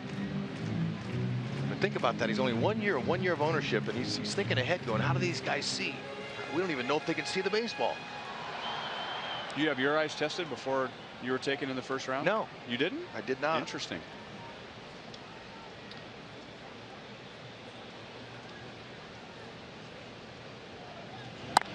Paulo runs, and it's fouled over Rusty Kuntz. 1 ball, 2 strikes. To hear Art tell stories is just, it's awesome. No wonder. And his book, The Art of Scouting, I learned a lot about Ewing Kauffman in that because he devoted a chapter to it.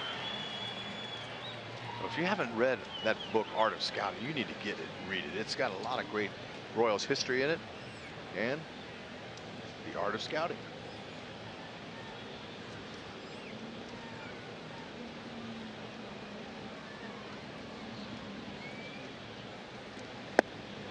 Escobar lays off a slider away, 2-2.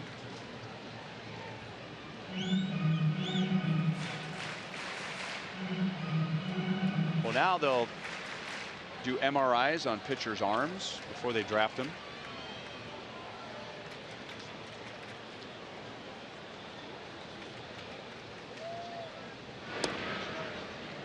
Who was the pitcher? Brady Aiken, was that his name? Was taken, was it first overall by the Astros? Good recollection. And they looked at his MRI and they saw Tommy John surgery down the road. So they passed on the first overall pick. Well, they didn't pass, they signed him, but they didn't offer him the same amount of money as you'd expect from a first overall because they saw him as an injury risk. And I think he eventually did have Tommy John surgery and what's signed by the Indians maybe. Eventually drafted again. Yeah, by the Cleveland Indians.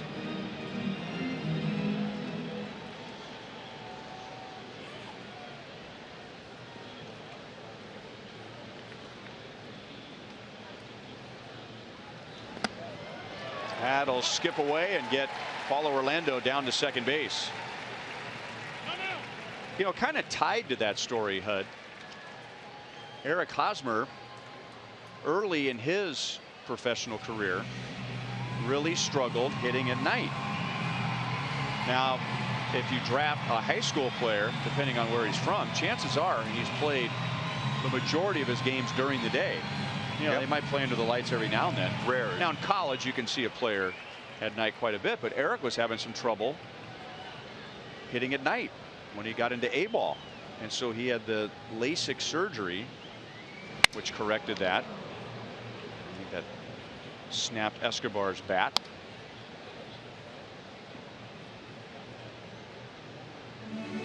So there wasn't enough of a book on him, or maybe some of the scouts, when they saw Eric playing in high school at night, figured, well, he just didn't have a good night. But there were plenty of other games where he's hitting the ball out of sight and was a true #1 pick. But it wasn't until he got into the minor leagues and was playing night after night after night that he realized there was something wrong with his vision.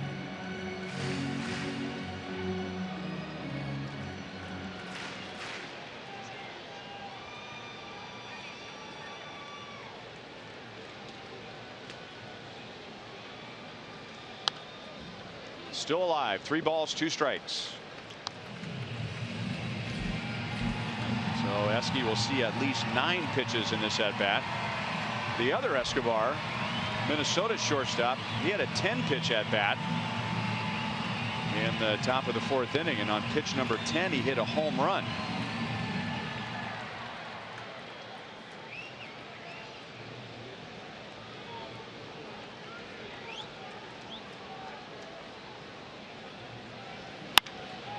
And he hits it to the other Escobar, who makes a good play. 2 down.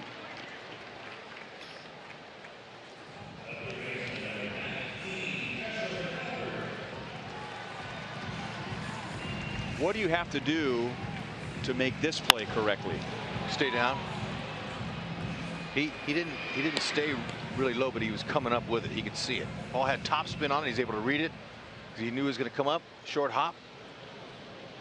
Stayed with it, tapped his glove, got his feet underneath him. So your instincts will cause you to come up too soon? Sometimes you have to stay down, and then come up with it as you read it in the split second you got. Sano going to throw from his backside. Cuthbert has an infield single. Paulo rounded third and was thinking about going to the plate. And now he talks it over with Mike Jerschele. Well, Cuthbert has an infield hit, and the Royals are still breathing in the 5th. Beresford, the first baseman, he's waiting for it. He's got a good throwing arm. Had Paulo went home, it would have thrown him out. Beresford's a utility type player, plays a little short. Second, he's got a good arm.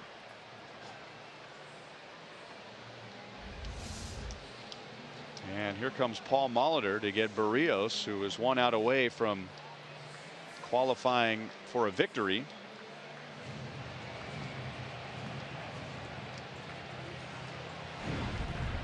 And so it's Buddy Bashir's Chevy call to the bullpen to face Jarrod Dyson.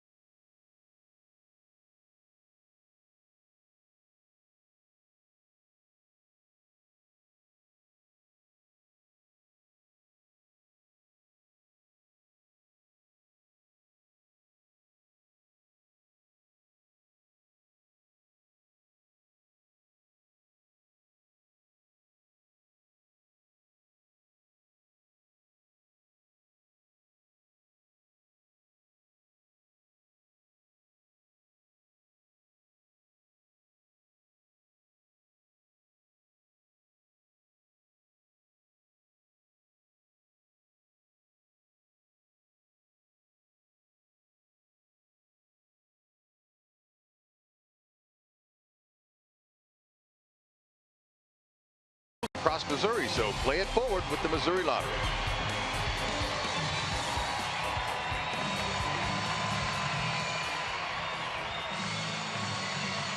First and third, 2 down. Paulo Orlando hit by a pitch. Cheslor Cuthbert reached with an infield single. Buddy Bashirs comes on to face Jarrod Dyson.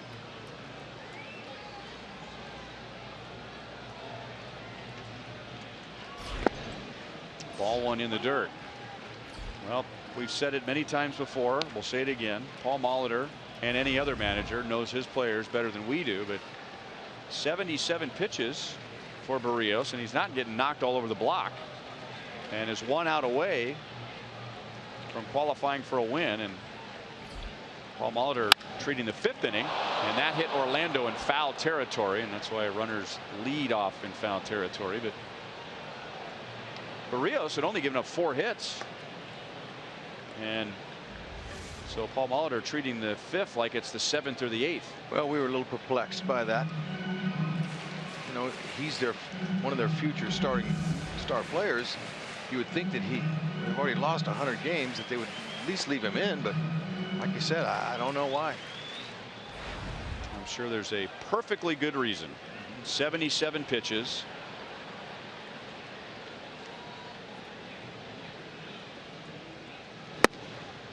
One and 2 on Dyson. And on Wednesday, Berrios pitched just 3 innings against the Tigers, and then the rain came and washed the game out, and they had to play a day-night doubleheader.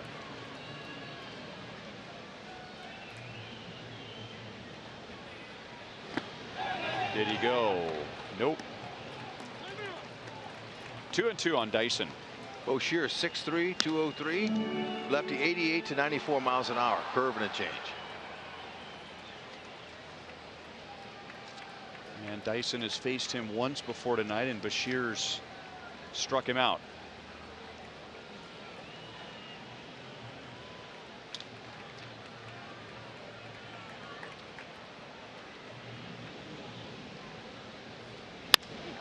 Bloop, center field, base hit, and the Royals tie it.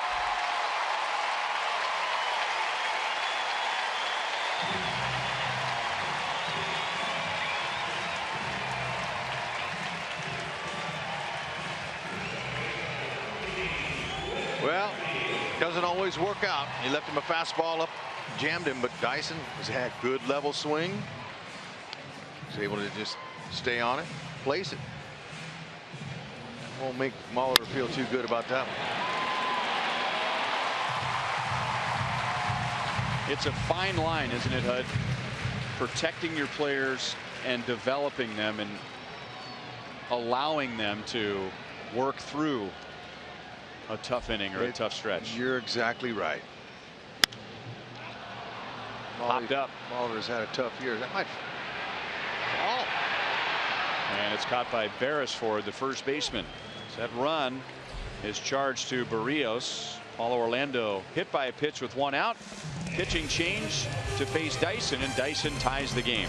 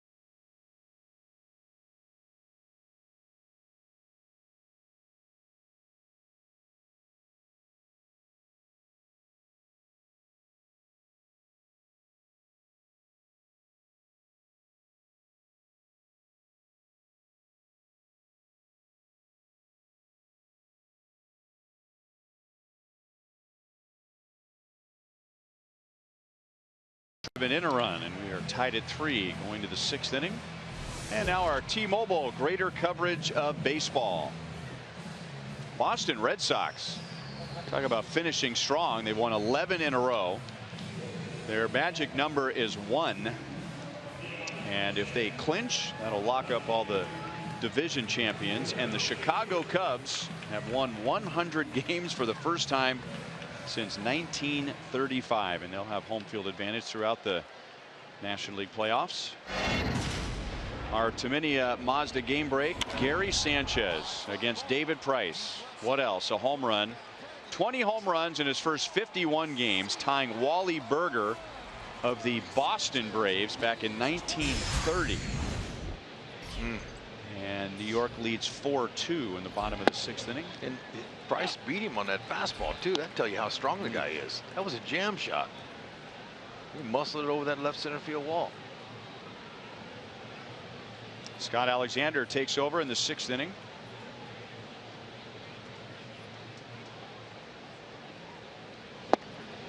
Oh, 0-2 against Logan Schaefer.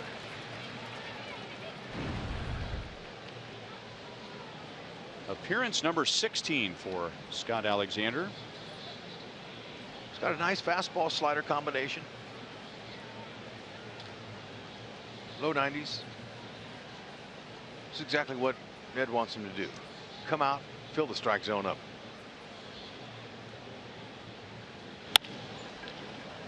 Up the line, and a fair ball. And Schaefer will hold with a single. So back comes Minnesota with a leadoff man on.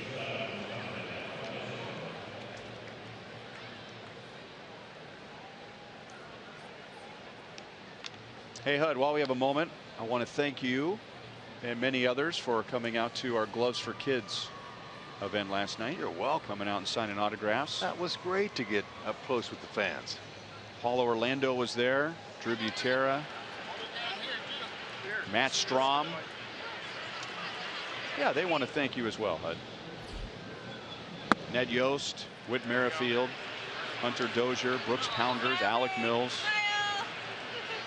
and Kevin McCarthy. Will spend an hour with us at Kansas Sampler in Lenexa. Now that young man there on the left, that's Drew Roberts, celebrating his 7th birthday at the K tonight. And yeah, his grandpa's one of the ushers up here. He asked if I would sign a ball for him. I said absolutely. So I think that's what the thanks is for. But thank you guys for coming. Good looking sign. Yeah, and all he wants is a salary splash.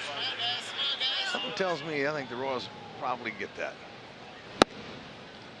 Strike to Escobar, 2-1.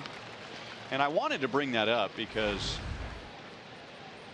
I had invited Scott Alexander to Gloves for Kids, and he politely declined, but he had a great reason. We've told the story before that Scott was diagnosed with type 1 diabetes in July,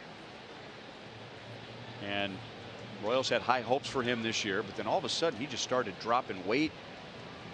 He was tired all the time. He was losing velocity off of his fastball. 3-1 on Escobar. He had gone from about 190 down to 170, and finally went and was checked.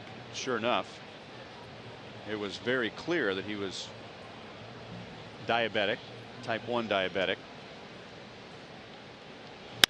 Escobar grounds it up the middle. Witt on the bag and over Hosmer. Hosmer tried to keep his foot on the bag and reach at the same time, and it sailed over his head. So Schaefer is out at second base, and Escobar is at first with 1 down. But anyway, I asked Scott if he could make it, and he felt badly and said no. But the reason why he wasn't able to go is that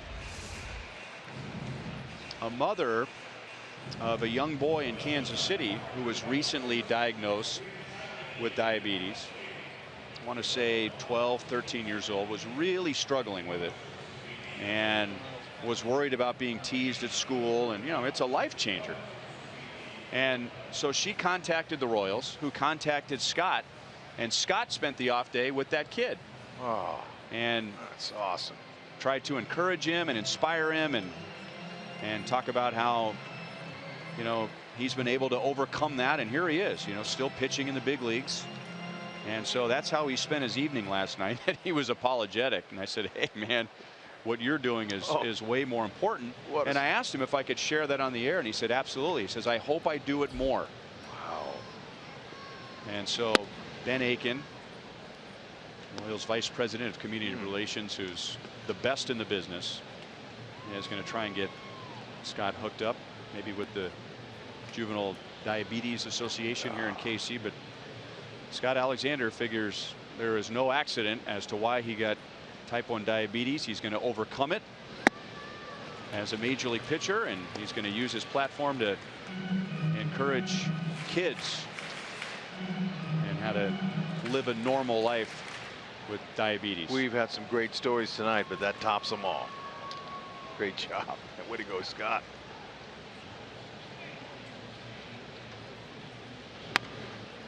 Good bunt. Alexander throws, and it's off the netting of the dugout suite. Runner to third, and holding is Escobar, and Centeno will be at second base. They're going to give him a base hit, and then the runners advance on the error one. Well, Cuthbert, you know, the third baseman, he's usually the eyes for a pitcher, and you could tell when Centeno bunted that ball that there was a little hesitation, and he's a catcher, so he's not going to run all that well, but that's a ball you want to put in your pocket. A little bit of a late break on it. I don't even know if an accurate throw would have gotten it. Well, the Royals need a ground ball, they need a pop up, or they need a strikeout. Right hand batter coming up, and Peter Moylan is coming in.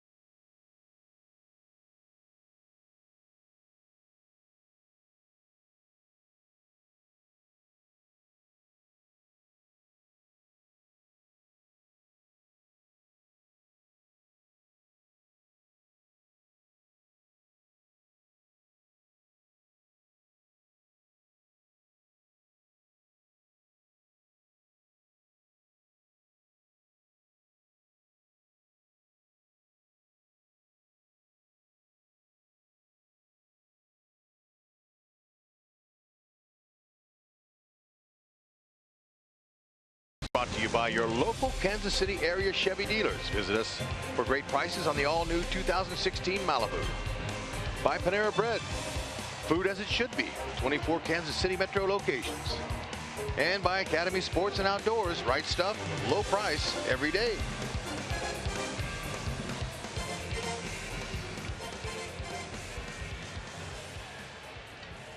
Tied at 3. Here's Peter Moylan with runners at second and third and one out.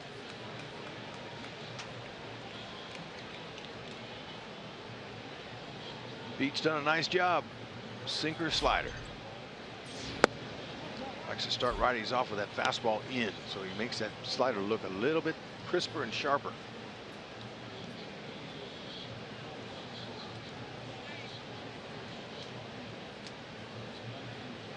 This is the first time that Buxton has faced Peter Moylan.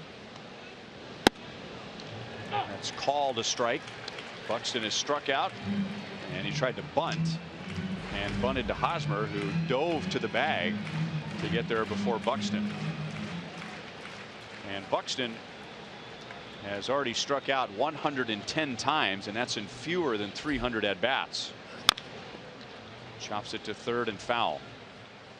1-2.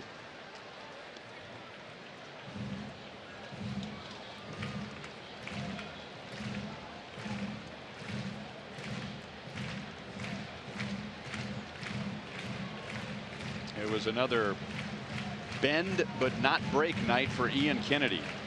He walked 3.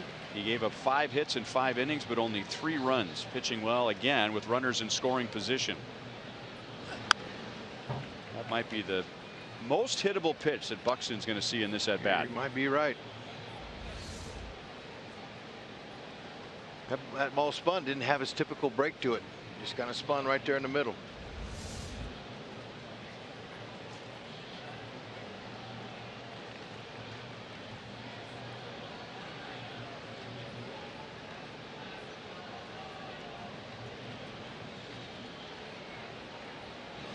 And Moylan got the strikeout.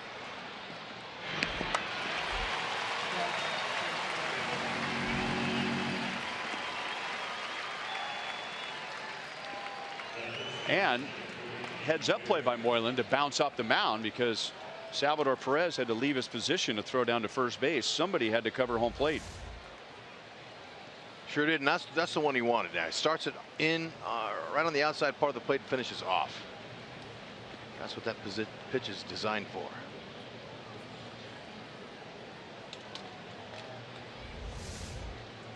And now the Australian James Beresford against the Australian Peter Moylan.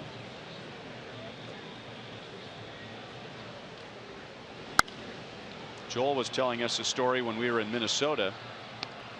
Beresford had just been called up after 10 minor league seasons and over 1,000 minor league games. And when he got to the ballpark, there was a big bouquet of balloons courtesy of Peter Moylan.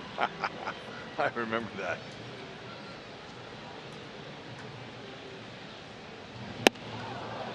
And just to show that they might be from the same country, but they're on different teams, Moylan buzzes the tower. Yeah, and he liked it.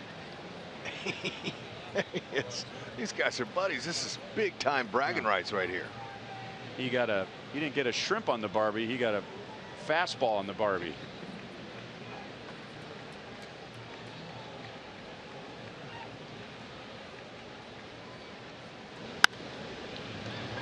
Sliced off the left field line.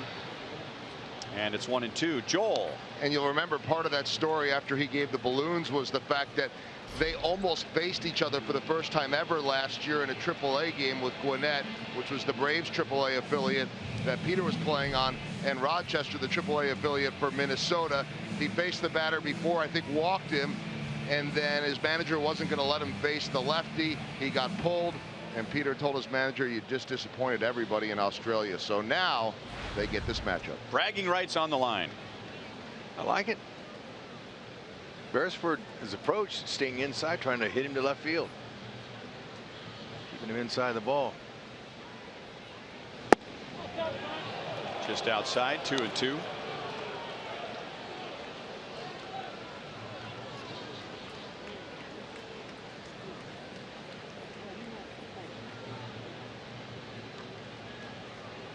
By the way, all 10 of those minor league seasons in the Twins organization. It's amazing.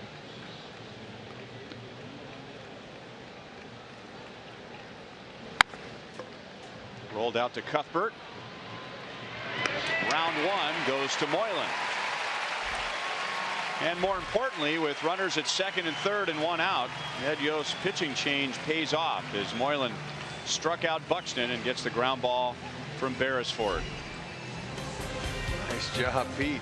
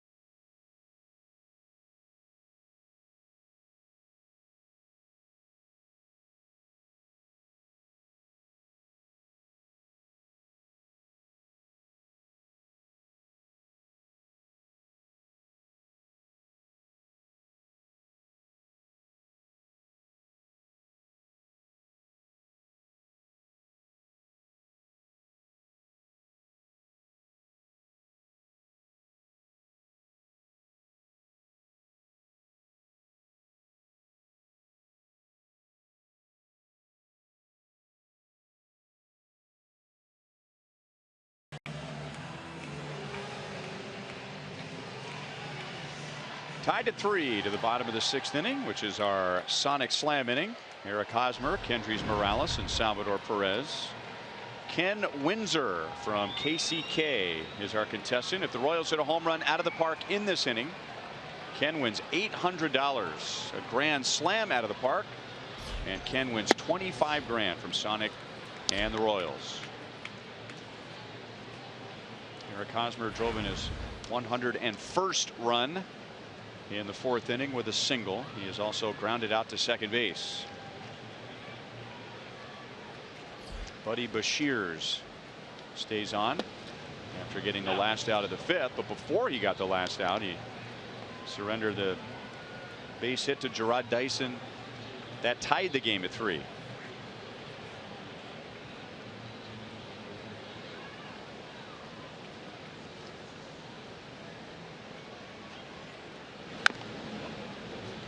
One and 2.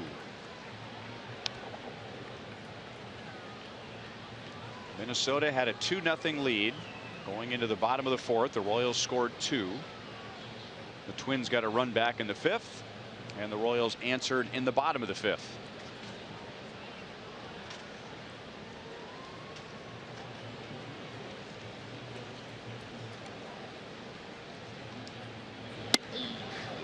Two and 2. Royals are 13-3 against Minnesota this year. Second most wins against the Twins in any season. 3 years ago, when Ron Gardenhire was still manager, the Royals went 15-4 against Minnesota. That was the Royals' first winning season in this stretch. The Royals finished 10 games above 500 in 2013. Royals have now won 4 consecutive season series against Minnesota. Got him with a fastball down and in. That's Bashir's first strikeout.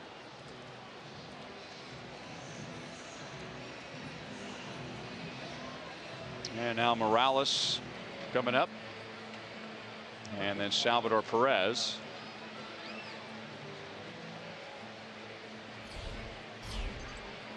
Alex Wimmers is the new Minnesota pitcher.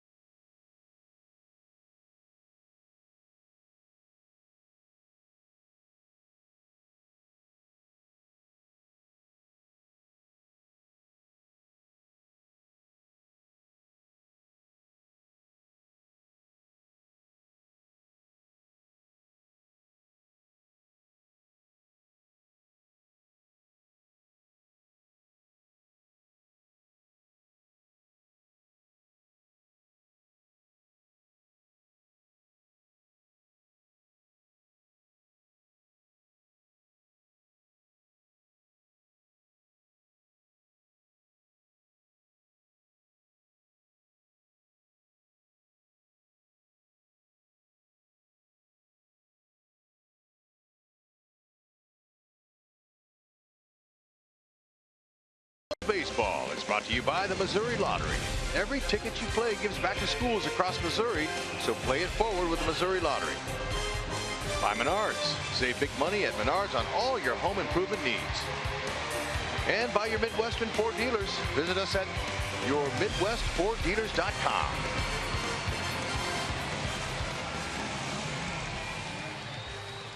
Kendrys Morales will bat left-handed against Alex Wimmers.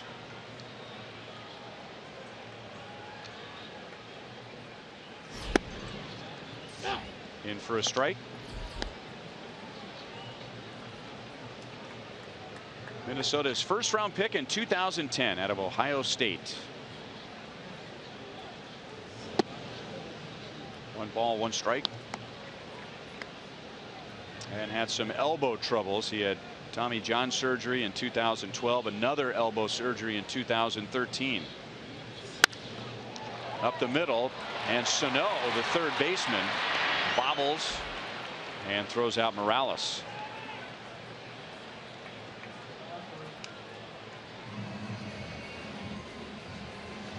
So 1 away. Salvador Perez is coming up. And time for our sprint trivia question.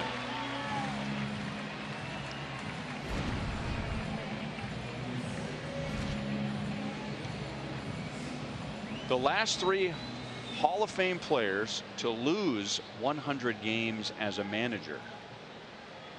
Good question. So Paul Molitor and 2 others.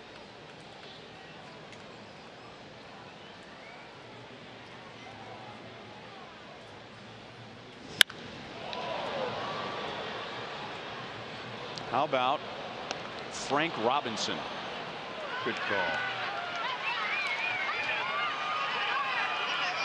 Hey, they're in a good spot right there. Chances are pretty good. Yeah. Wouldn't that be special? Salvi could hook one down by there by the pole.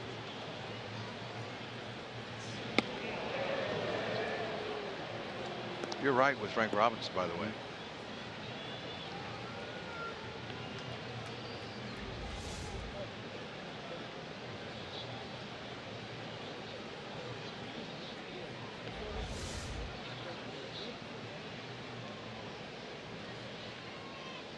Salvi has popped to second and flied out to left. Little bit outside, 2-2. Having a hard time thinking of Hall of Famers. I've got another one. Throw it out there. Stay hot. Already? Carious. With 1 batter? Carious. How about Ted Williams? Wow. If it's not those 2, I can't think of anybody else. I'm on you, partner. I'm with you. Stay hot. I'm riding you.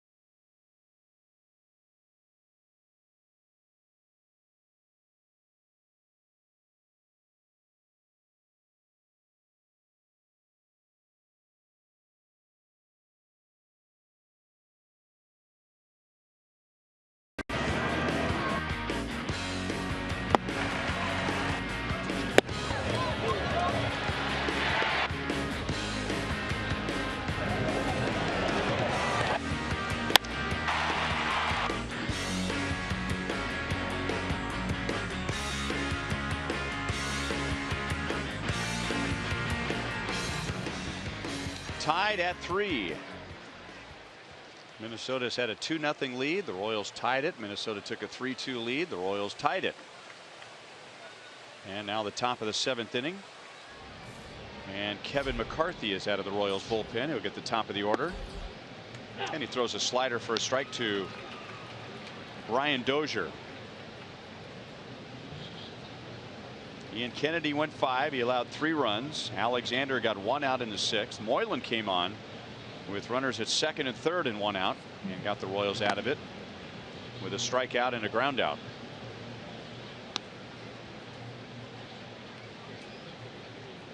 Seven games, an ERA of 6, but he has 1 walk in 6 innings.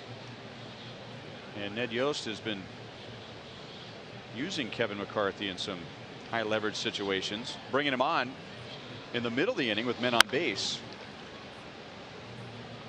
precisely because Ned has the confidence that Kevin's going to throw strikes. Kevin has a very heavy, hard sinking fastball, low to mid 90s, slider and a changeup.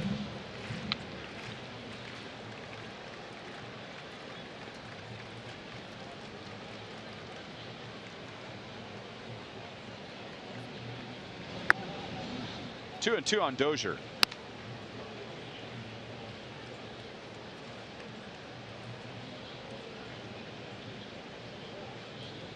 The 6 ERA for McCarthy. He gave up 3 runs in one of his outings against Oakland. 3 runs in an inning and 2/3. Otherwise, he has been effective out of the bullpen, and now he gets a little slow roller off the end of the bat against Dozier, who only runs about halfway up the line. 1 away. Final game of this series is Thursday. You can cheer on Alex Gordon for the last time in Gordo Nation this year. For $35, you get a seat in left field, a limited edition Charlie Hustle brand t-shirt, and an Alex Gordon big head. So again, that's Thursday. Royals.com/theme tickets. Danny Duffy will pitch that game for the Royals. And now a strike to Robbie Grossman, who has walked twice and singled.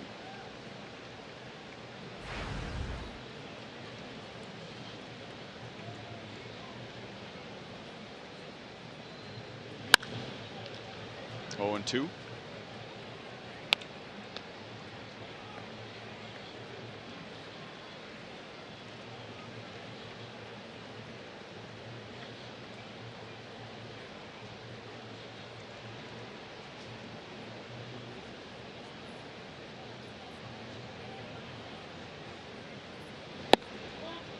Just missed upstairs. 1 ball, 2 strikes.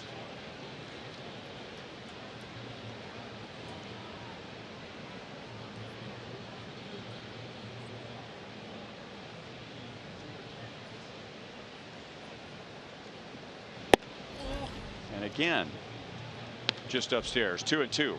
Sure looked good to me.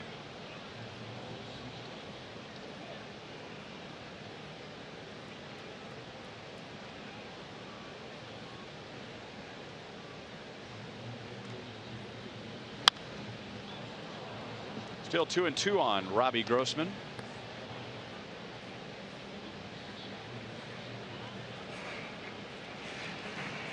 He's the DH for the Twins tonight. No Joe Mauer, no Eddie Rosario, no Kurt Suzuki, no Trevor Plouffe, who's done for the year with an injury.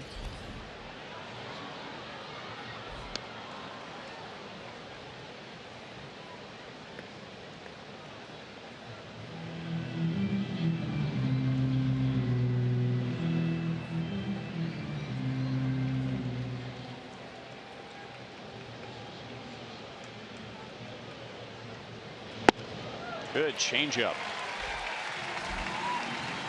2 down. Had him set up for that one. Working a few hard fastballs, and then he pulled the string, and that ball tailed away. Look at the movement on that pitch. That's a beauty.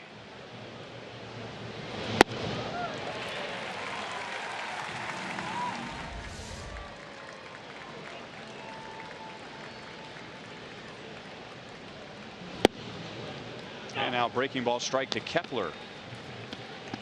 Kepler drove in the then go-ahead run in the 5th inning with a 2-out single against Ian Kennedy. He's 1 for 3. The Royals ended up tying it in the bottom of the 5th, taking Ian off the hook.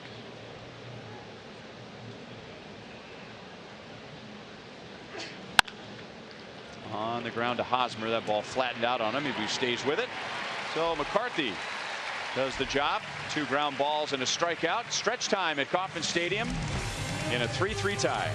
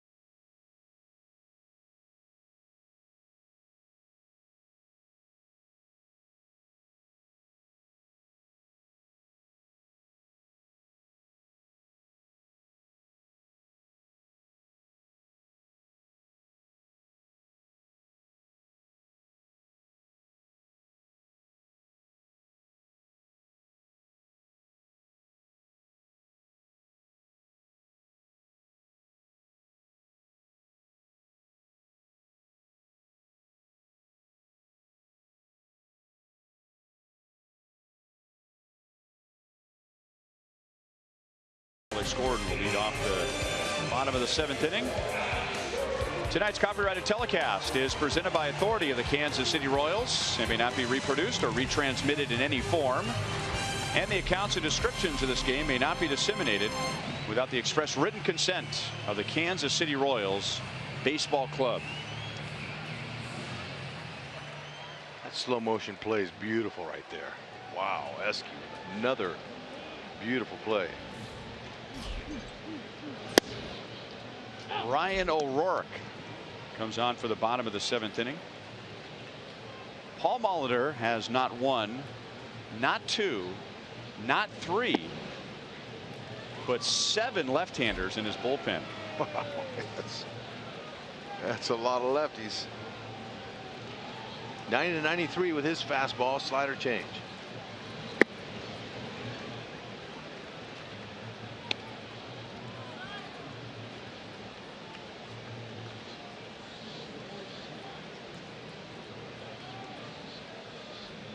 They have right-hand batters coming up after this. Orlando, Escobar, Cuthbert. So is O'Rourke in to face one hitter? Well, we'll find out. Molitor does have a right-hander down there in the bullpen.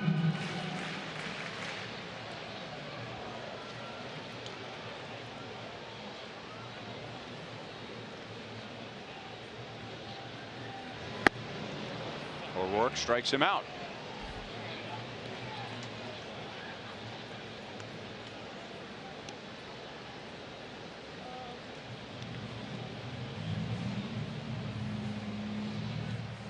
As we predicted, Ryan O'Rourke had one job tonight, and that was to get Alex Gordon. And he did it.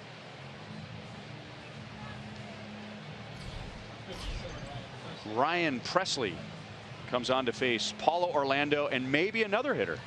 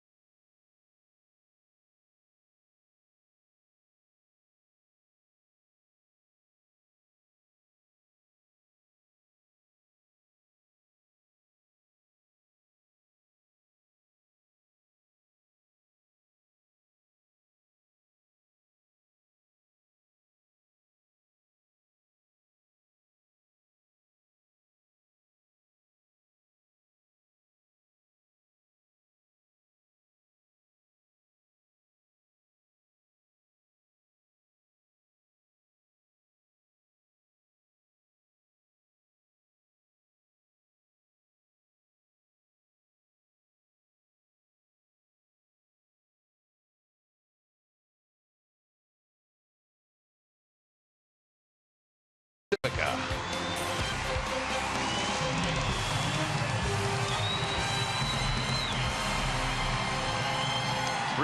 tie. And with one out in the 7th inning, Paul Molitor is using his 5th pitcher, Ryan Pressly. He'll get Paulo Orlando with one out.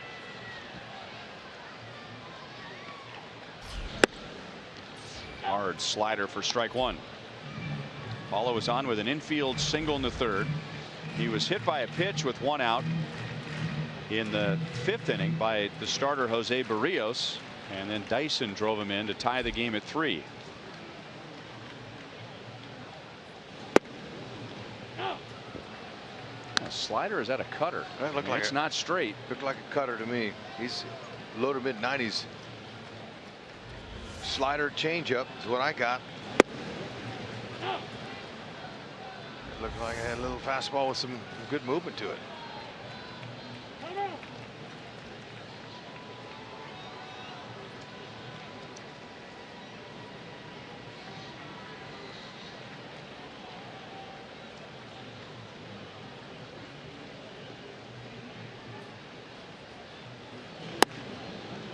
One and two on Paulo. God, he took a little bit more off of that one. You take a little bit more, the ball breaks more.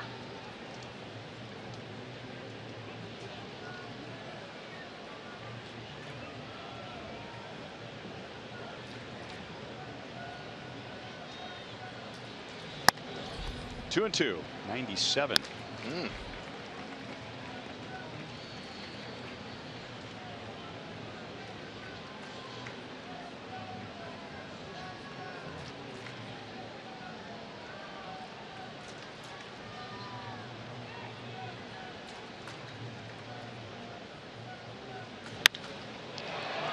Into center field. Buxton is there. A few steps toward right center. And that's out number 2.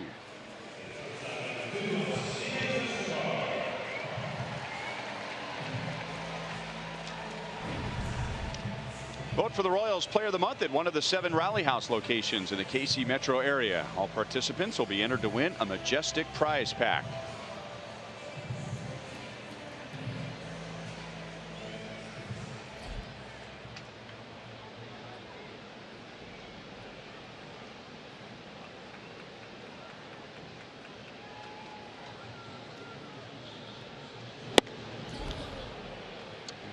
Again. Eske is grounded to short twice. One of those was a double play. The other was hit hard, and the Twins Escobar at short made a good play on a short hop.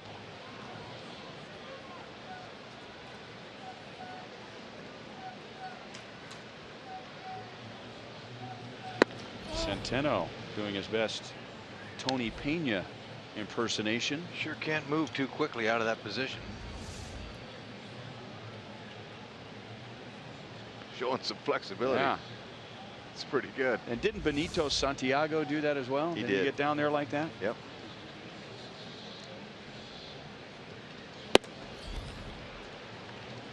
One and two. You're older than I am, so you've been following baseball longer than I have. But Tony Pena was the first one I remember just getting way down in a position like that to overemphasize the low target. Yeah, and a lot of those guys aren't 6 feet either, so that, it's easier for them to get down there like that. Now Benito Santiago, he was like 6'1", maybe 6'2". It's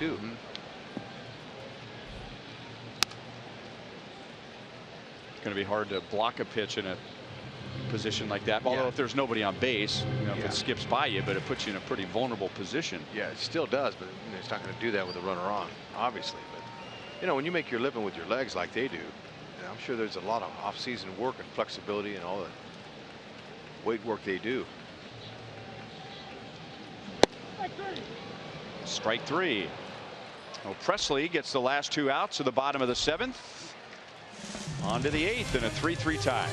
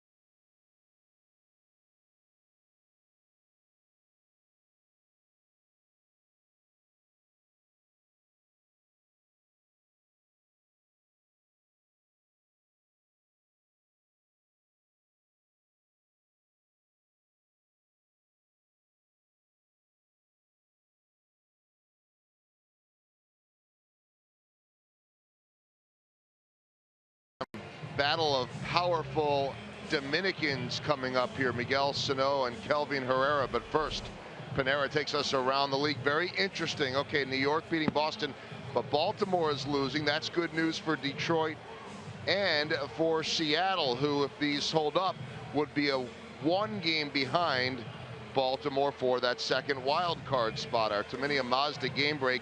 And maybe this is what Detroit needed. The bad news for them, they got eliminated yesterday.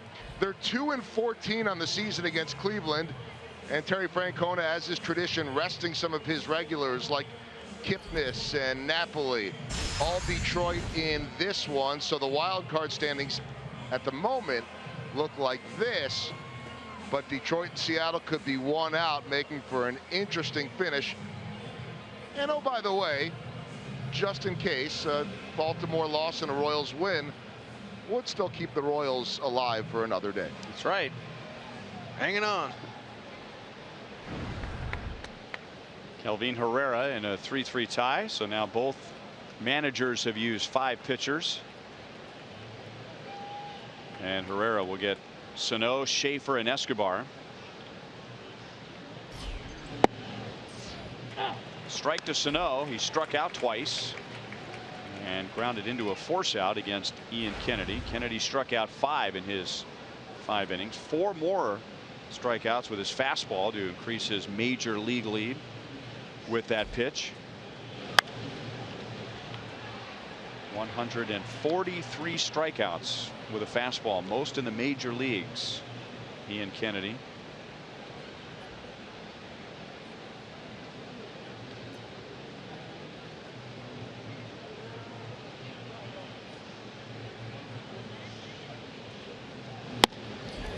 Three pitches and down goes Sano.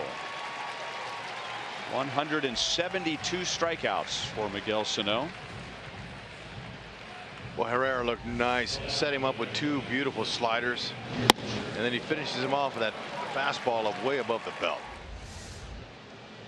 Upper 90s. 88-mile-an-hour changeup, and then he uses that slider to kind of lull him to sleep.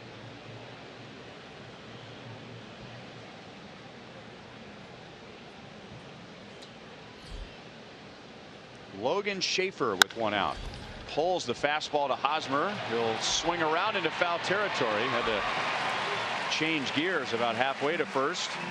And in time for the out. That's right. The athlete Haas is. He's got gears.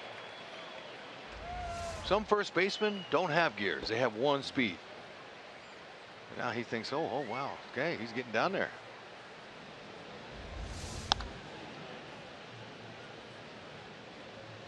It's the one thing Paul Molitor appreciates. Guys going hard 90 feet.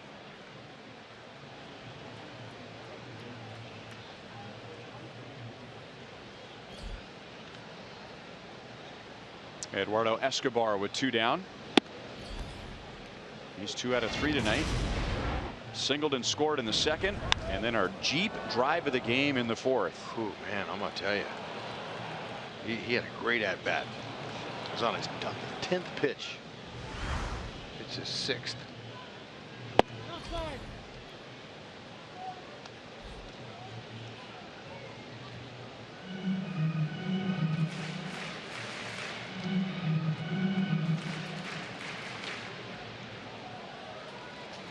3 years ago, Eduardo Escobar hit his first major league home run against the Royals. Against Jeremy Guthrie. 3-0.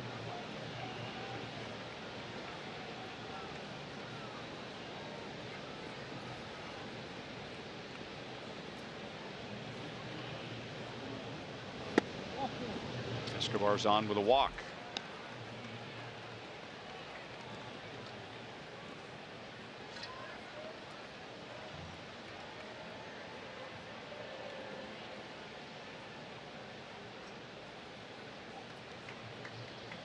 Minnesota first base coach Butch Davis, a one-time Royal. Yeah, he was. I played against him in A-ball, and he played for the Fort Myers Royals. Good player. Had some power, some speed. That's 1983, 1984. Spent part of the season here in KC. No swing. Todd Tishner, third base umpire. Butch Davis also played for the Pirates, the Orioles, the Dodgers, and the Rangers. 12th round pick of the Royals in 1980, Butch Davis. 2-0. That would have been 1981, Hud, the Fort Myers Royals. Okay. Look at his. What did he do? He's got some good numbers. Yeah, he hit 300. Yeah. 13 home runs, 70 driven in. That's in 5 months. Right. 44 stolen bases. Yeah, he could run. I remember that.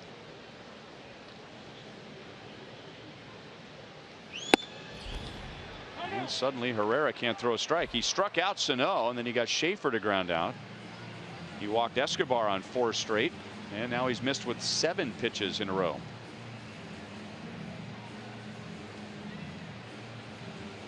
Just trying to talk him into it. Keep that shoulder in.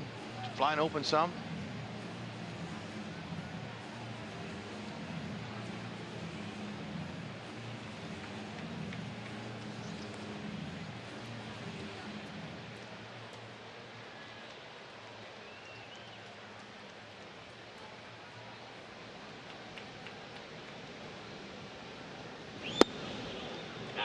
Three and one.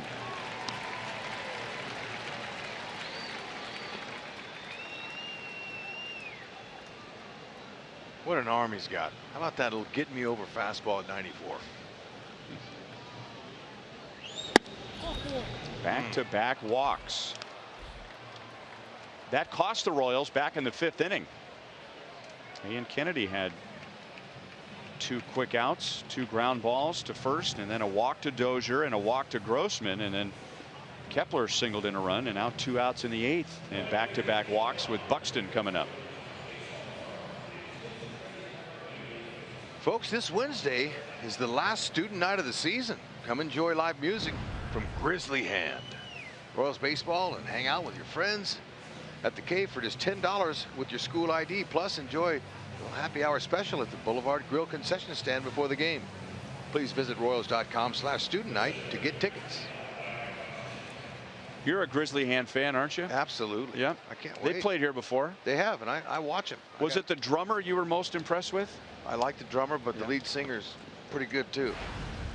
There's a little hole out there that we can see from the booth that has the stage, and I get my binoculars and I watch and listen before the game. 96 and a strike to Byron Buxton. 0 for 3, and he has struck out twice. Royals pitchers have struck out 8 in 8 innings. 0-2. Buxton, he wanted to pull the trigger but just couldn't do it.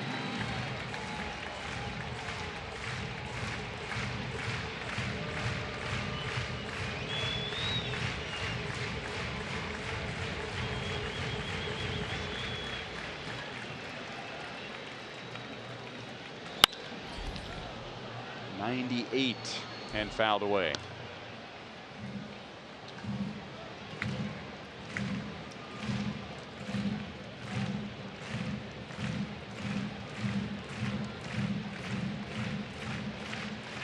Minnesota Twins are 1 for 7 tonight with a runner in scoring position.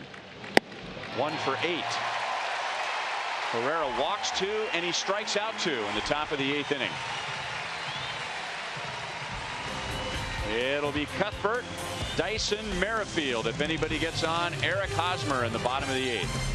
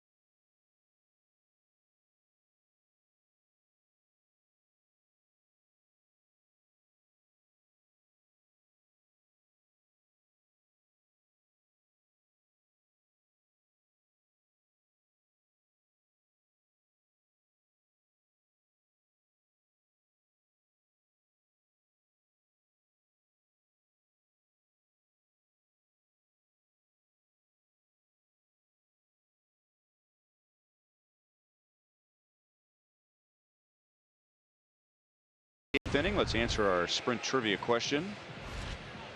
Paul Molitor, who had a winning season last year as Minnesota's manager, this year joined a list of 3 Hall of Fame players that would go on to manage and lose 100 games.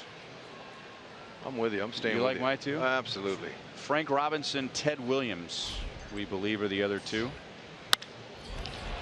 Base hit right center field for Cheslor Cuthbert. And he won't be at first base for very long. He is 2 out of 3. And here comes Terrence Gore to score.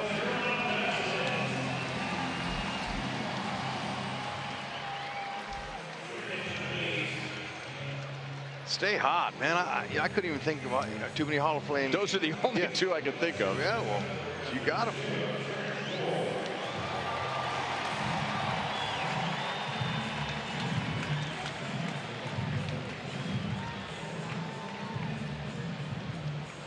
JT Chargois now has a dual threat. Dyson and his speed at the plate, and Gore and his speed at first base. Chargois, he's got nice stuff. It's hard to imagine that he's got a 5.23 ERA with his stuff. He throws hard sinking fastball, 95 to 98, hard slider. He's got a nice changeup.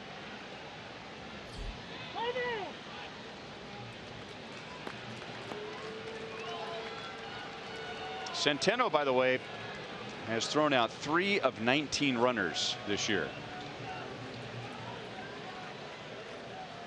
Well, Royals are without a stolen base so far tonight. They're about to get one here. Dyson takes a strike. So Centeno was out there talking to Chargois, saying, hey, look now, guy on first base only been caught 1 time in his career. So get the ball home quickly to me and give me a chance to throw him out. So we're going to get a fastball. There he goes. Pitches low. Safe. Escobar wants a challenge.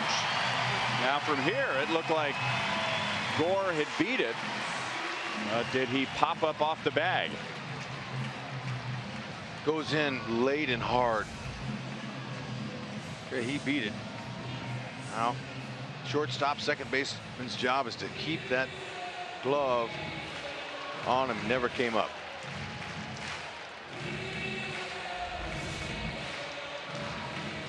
Minnesota will not challenge.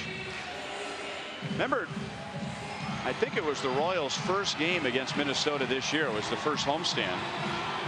And there was a leadoff walk. I don't recall the hitter, but Terrence Gore ran for him. He went to third on an error and scored on a wild pitch. Remember that? Game Trevor over. May was the pitcher. Yep, game over.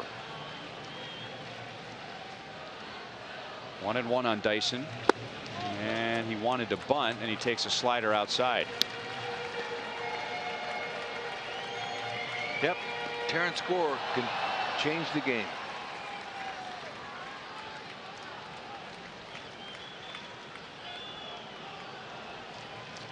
Now, he steals third just as easily as he steals second. Again showing bunt. 3-1. Dyson tied the game with 2 outs in the 5th inning. Driving in Paulo Orlando, and now has a chance to put the Royals in front in the 8th. Yeah, 3-1. He's in a good hitting count. He wants to pull that ball to the right side and get him over, but could get him in.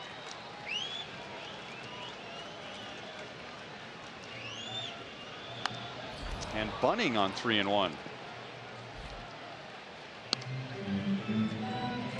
I would think, and I don't think Dyson tries the bunt if he didn't feel comfortable, but this guy wouldn't be at the top of the list as far as easy to bunt against. Stuff guys are not easy to bunt against. They're easier to hit. I mean, if there's such a thing, to swing and make contact. The guy that throws in the upper 90s, it makes it tough. Now maybe he can get a base hit, ball 4. Foul tip and a strikeout.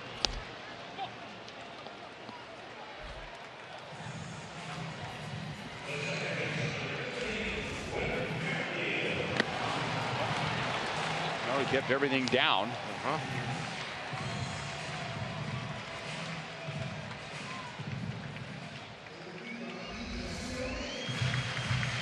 Now Gore may take a shot at third base with a right-hand batter at the plate. And you've got a hitter at the plate who is not afraid to hit with 2 strikes, take a couple of pitches. Dozier's trying to keep him close. There he goes. Inside, he is safe. And Sano wants the Twins to look at that one.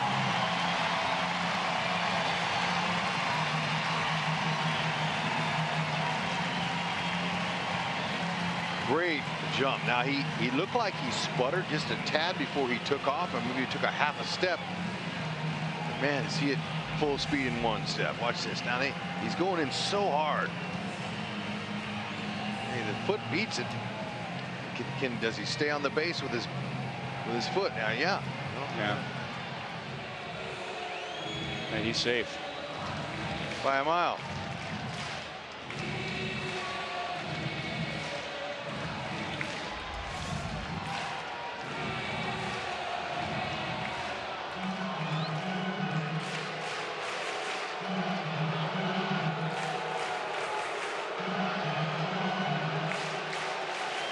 And they're going to challenge. While they do, we can take you back to the game in April. And Terrence Gore going to third on a throwing error by Trevor May. And then with Lorenzo Cain at the plate, coming home on a wild pitch that wasn't that far from home plate. And that's how the Royals won it on April 10th. Amazing what that kind of speed can do.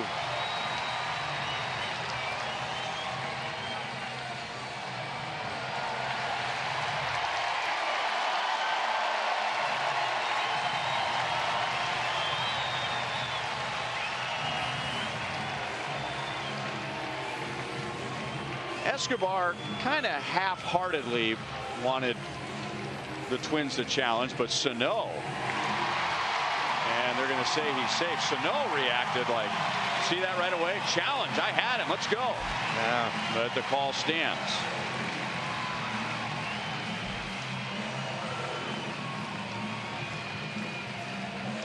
So the potential winning run is at third base with 1 out. You know, lots of times with what we're seeing now, we're seeing a lot of defensive players point right away after they make the play. You can't tell if you got him or not. I mean, sometimes you can clearly, but lots of times you're trying to catch and tag and you can't see the guy's foot get on there. Better off just letting the manager decide that. Infield in. And Witt takes low. 2 balls and no strikes. He's 1 for 3 tonight. Doubled back in the 4th inning and scored a run.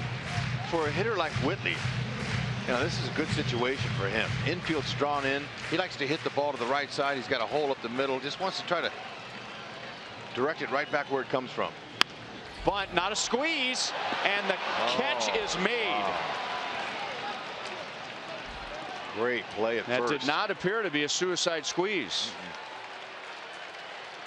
He's just trying to get it down on the ground. He knows that Gore would have been able to score, but wasn't for Beresford there.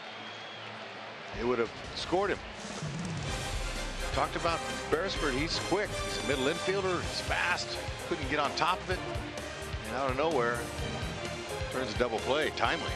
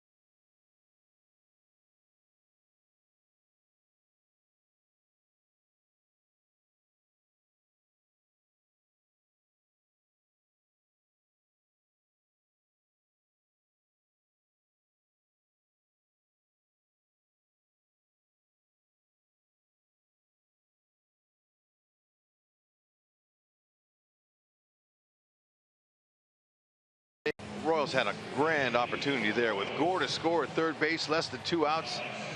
And the infield was in, okay? And for a hitter like Merrifield, when that infield's in, man, you know, your average increases 20–30% by swinging the bat. And now if he gets the ball down, Gore's going to score, and he probably would have gotten a base hit because no one was expecting that. It was a chance, and if it works, it's great. If it doesn't, now you're saying, wow, maybe he should have swung the bat. Mondesi takes over at second base. Gore was running for Cuthbert. So Mondesi to second and Merrifield over to third. Royals had it all set up for Davis to come in for a save.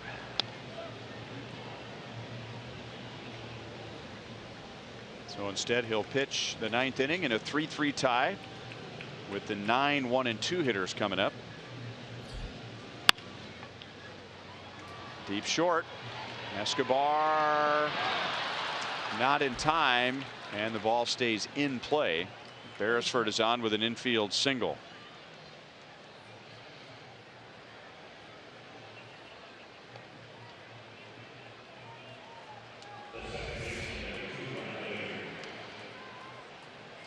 A little tough play there for Eske.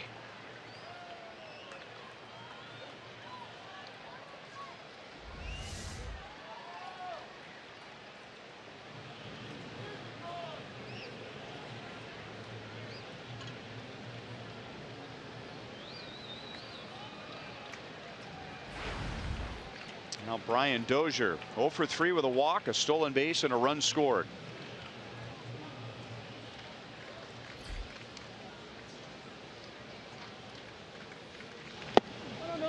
You know, it's opportunities like the Royals just had. It's really hurt them, you know, in the last few homestands they've had. They just, for whatever reason, they were not able to get that lead and keep it late in games.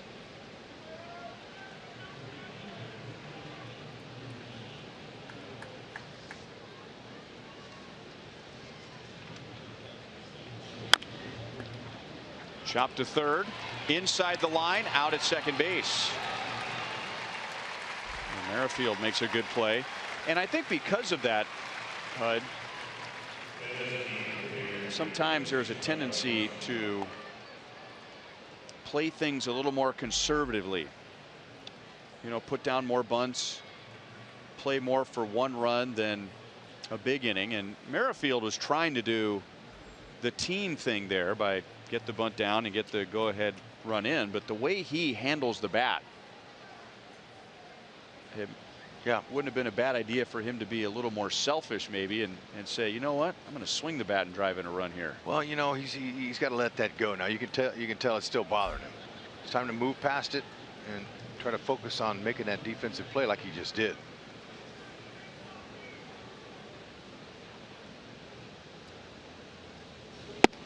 One thing you got to learn, and I'm sure Whitley's already learned it, is you can't take your offense out to defense. Trying to move past it. But those games I was talking about was August 30th and 31st against the Yankees, where the Yankees beat the Royals in 10 innings and 13 innings, and then Detroit came to town and they won 6-7 and 5-6 in some tough games. Dozier runs. Salvi from a knee, and Dozier has his second stolen base. And the Twins tonight are 3 for 3 in stolen base attempts. And Dozier has 18 on the year. Well, Davis doesn't use a slide step, so he picks his leg up. It gives that runner a nice opportunity to get down there. And Salvi's been pulling the ball tonight on his throws.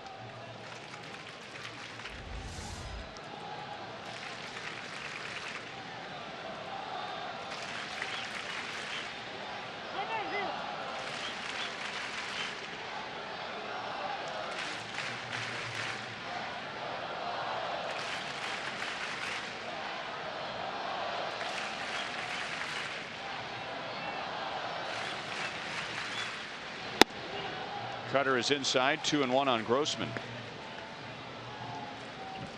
Hard fastball. Cutter, curve. Big curve.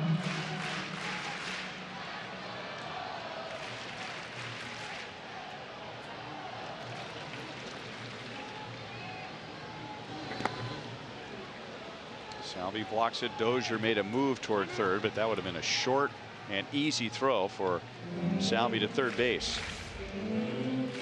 Yeah, good positioning there. Does all he can. Turns those thumbs out. Tries to square it up on that chest protector. Keep it in front of him, just like that.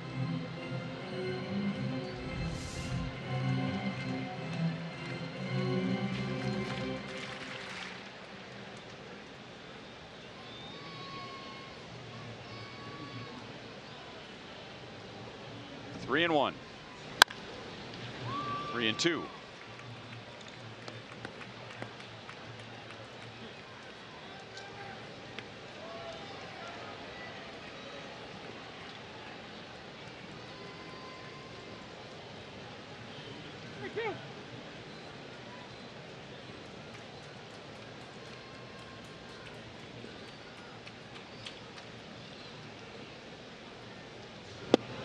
Strike three over the outside.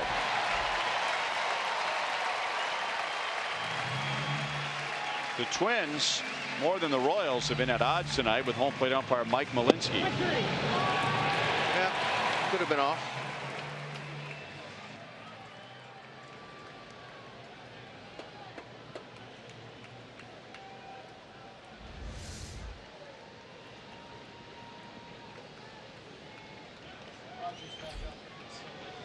So 2 down, and now Max Kepler with Dozier at second base. Kepler's driven in a run tonight. To Hosmer. In between hop. The last time the Minnesota Twins scored a run against Wade Davis was 2013. Now 21 1/3 consecutive scoreless innings against Minnesota.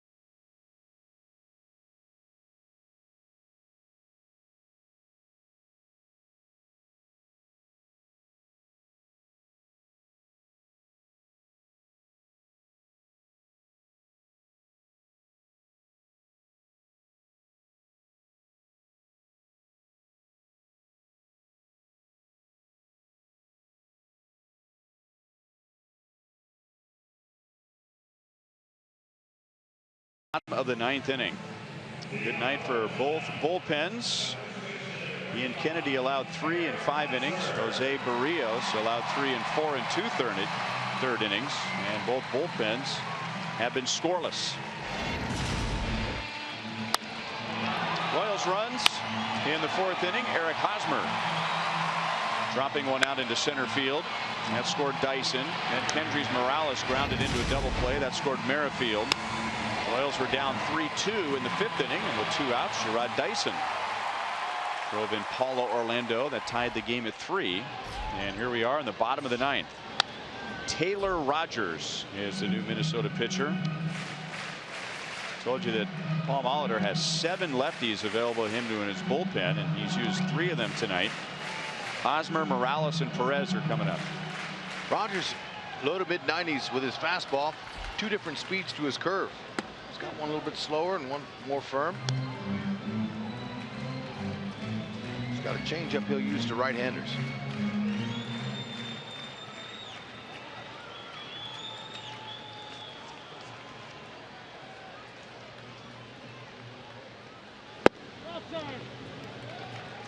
Centeno held it out there a little longer for Mike Malinsky.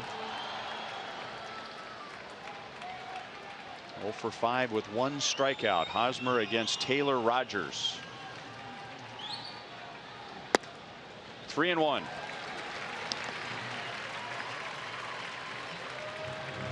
Rogers is the 7th Minnesota pitcher. Ned Yost has used 6 pitchers.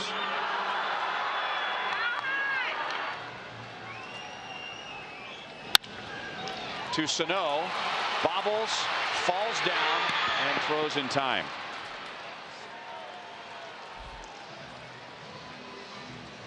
Ooh, Sano handled that hot smash with no problem. Might have got his finger. But wouldn't you know, Haas hits it right at him. Good recovery on the throw.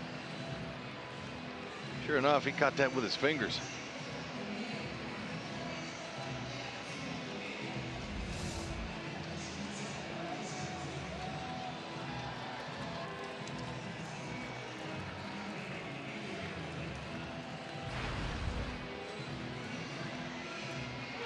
And now Kendrys Morales 0 for 3.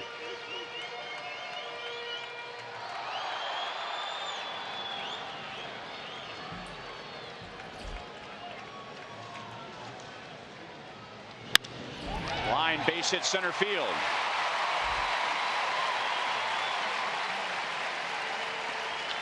And now it will be Billy Burns out of the Royals dugout. There you go. Morales, very nice swing, very controlled.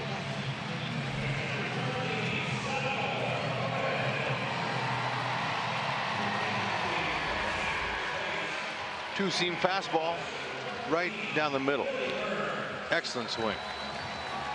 Very short, quick, hands right to the ball, little toe tap. Great head position.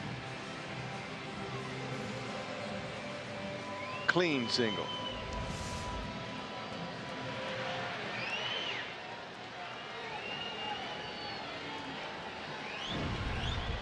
Salvy is 0 for 3 tonight, but 2 for 3 against Rogers.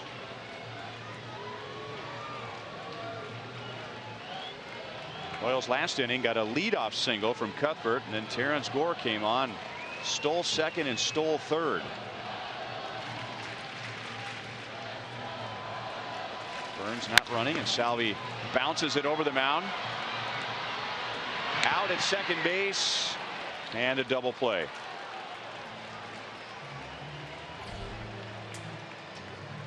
So we go to the 10th, still tied at 3.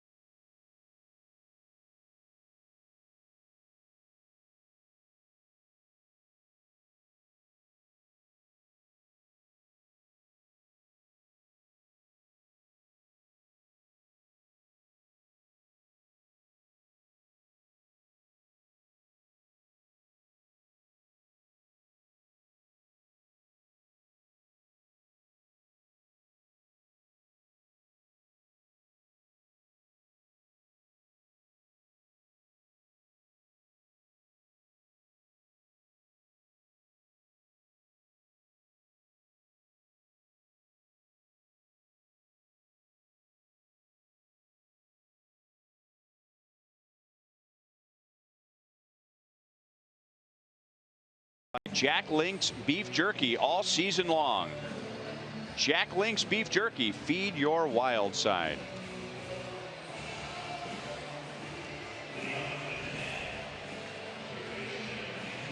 Ryan Flynn is on for the 10th inning. Minnesota has not scored since the top of the 5th inning when they took a 3-2 lead. Scoreless outings for Alexander, Moylan, McCarthy, Herrera, and Davis. And the Royals haven't scored since the bottom of the 5th inning. And they have scoreless outings from 6 relievers. Miguel Sano will lead off.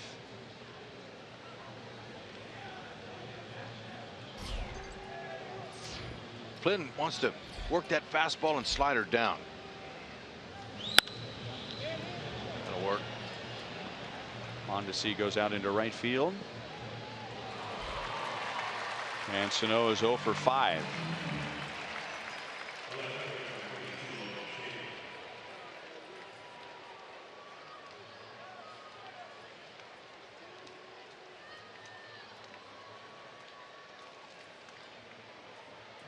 Now he'll get a left-hand batter in Logan Schaefer. He's 1 for 4.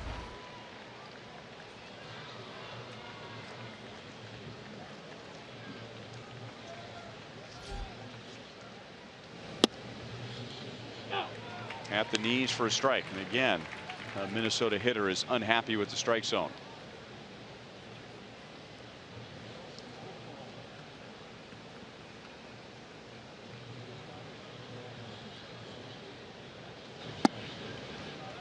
Oh, and 2.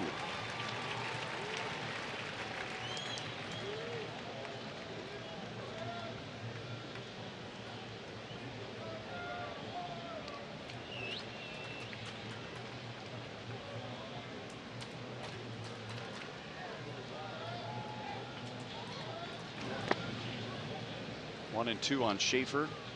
Looking at the line scores tonight. Similar nights. Both teams have scored 3 runs. Minnesota has 8 hits. The Royals have 7. But the big difference is left on base. Minnesota has left 9 on base. The Royals 2. Down and away, 2 balls, 2 strikes.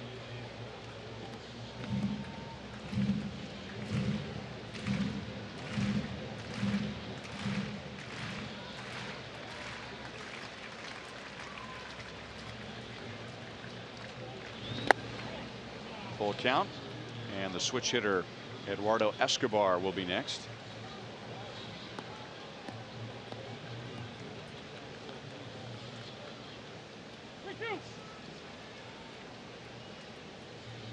Logan Schaefer in June was signed by the Twins out of the Independent Atlantic League. No wonder he's so happy to be here. And he comes back from 0-2 to take a 1-out walk. The most popular way to follow the postseason push is with the MLB.com at-bat app. It's the #1 app for live baseball, bringing you scores, news, StatCast, live game video highlights, bilingual access, and more. Subscribe to @Bat Premium to get the MLB.TV game of the day. That includes radio broadcasts. Escobar chases a pitch down and away, 0-1.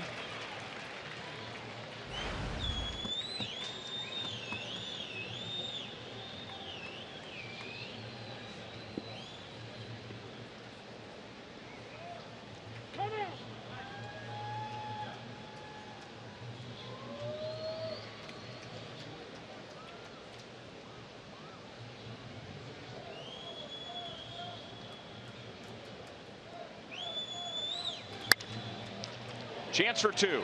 Out at second. Double play. That's the Royals' second double play tonight. To the bottom of the 10th. It'll be Gordon, Orlando, and Escobar.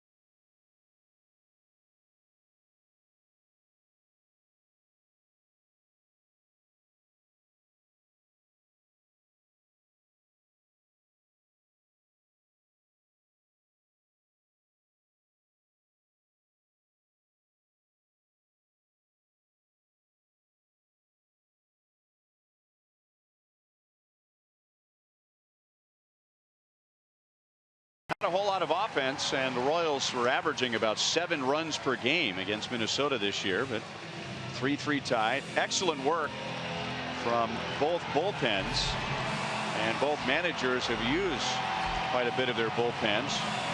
Both have made the call to the pen on 6 occasions. And Taylor Rogers, who pitched a scoreless 9th, will stay on for the 10th. There is activity in the Minnesota pen, so Rogers could be on just to face Alex Gordon with right-hand batters coming up.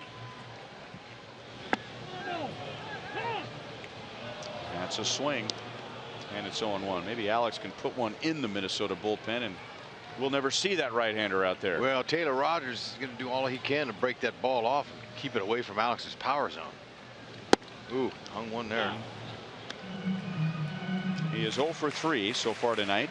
Gordon, Orlando, and Escobar are the scheduled hitters. I don't think Royals fans would mind who did it. Just somebody do it.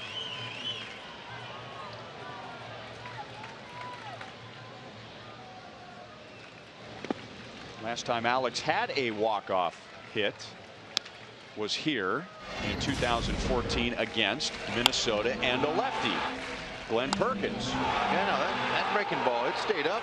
He got it.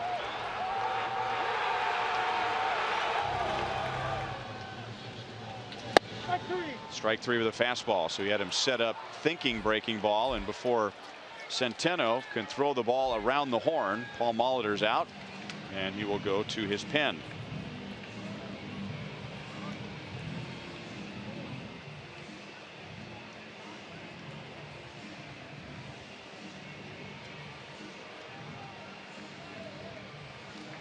And so Rogers goes an inning and a third, and now it's Michael Tonkin.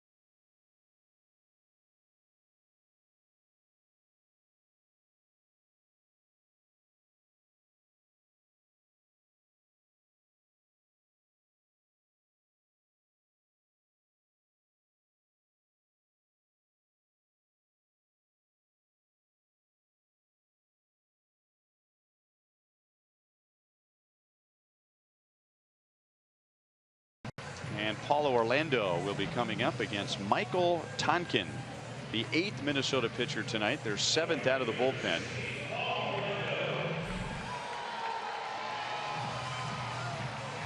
ERA 5.17.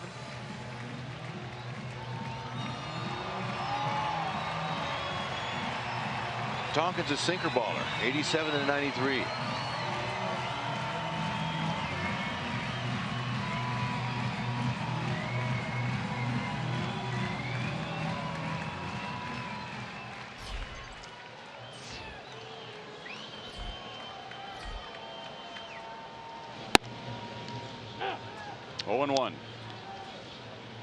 Paulo had an infield single in the 3rd.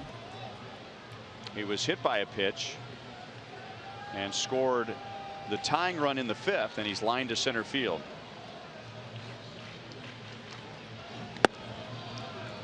One and one.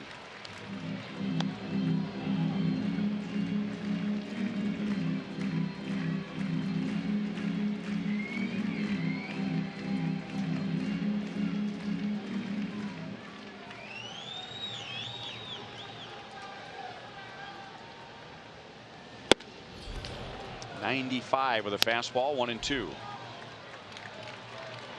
Pretty firm for a sinker baller.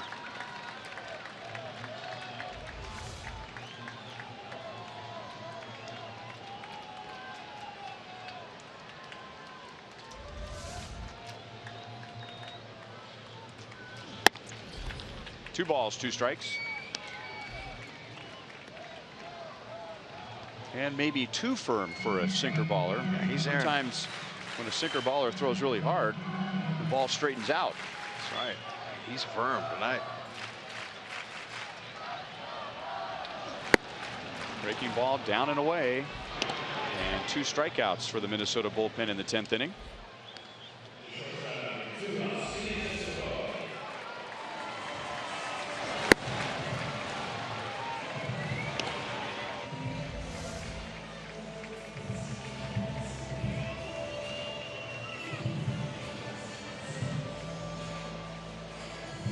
And now Tonkin and Escobar. It's pretty amazing all the relievers that have been used tonight, and they all seem to have pretty good stuff. I mean, eventually the odds are just going to catch up with you, and one guy's going to come through that gate and he doesn't have it tonight. Hadn't been that way with any of the Twins relievers. Inside, 2-0 on Eske. Our relievers have been good too. No Minnesota reliever has allowed more than one hit. Scott Alexander allowed 2 hits for the Royals in the 6th. He did not allow a run. 2 balls, 1 strike. Kelvin Herrera worked around a couple of walks in the 8th inning. And now a Royals hitter is frustrated with the strike zone. It's been mostly Twins hitters tonight.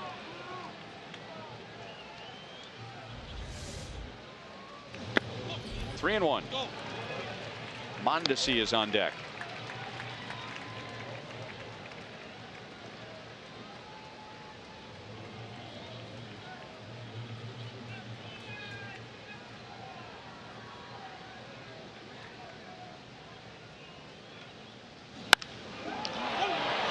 Pitch, and he lifts it into right center field, and we head to the 11th. 3 up, 3 down in the bottom of the 10th against Rogers and Tonkin.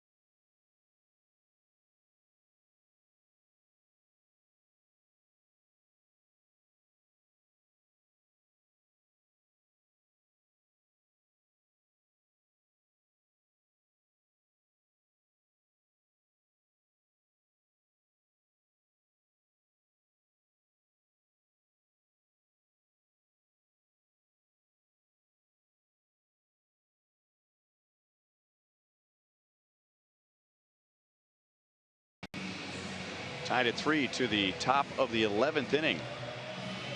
And Minnesota is going to begin with a pinch hitter, Jorge Polanco. Here's some of the scores from today. New York has defeated Boston. So Boston with a magic number of 1 going into tonight. Remains that way as Toronto also won. So a Baltimore loss keeps the Royals alive, and it gets Detroit closer. Seattle was in front last time we checked, but now they're down in the later innings, so that's good news for Houston. So the updated wild card standings. Detroit 1 back. And Seattle and Houston are still playing. 0-2 Brian Flynn against Jorge Polanco. Second inning for Flynn.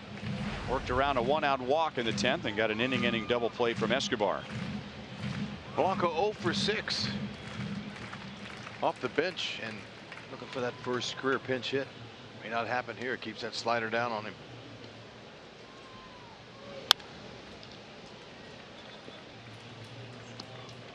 Looked like that might have been a changeup.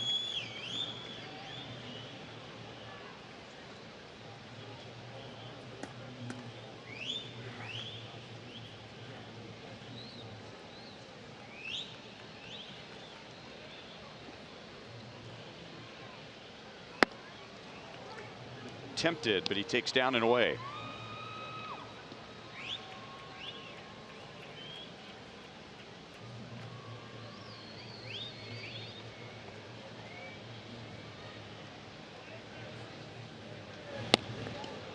Crossed up Salvi. 2 balls, 2 strikes.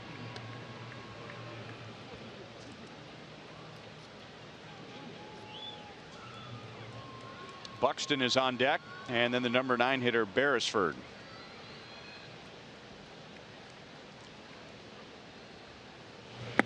And from 0-2 to 3-2.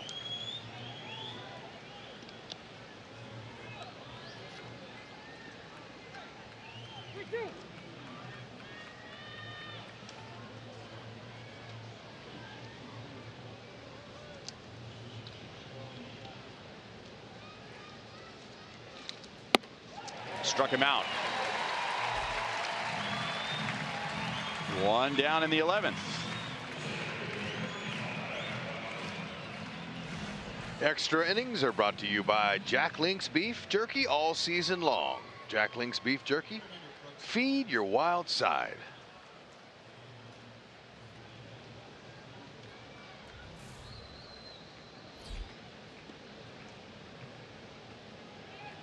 One out to Byron Buxton. He and Sano have had tough nights. Sano 0 for 5 with 3 strikeouts. Buxton 0 for 4 with 3 strikeouts.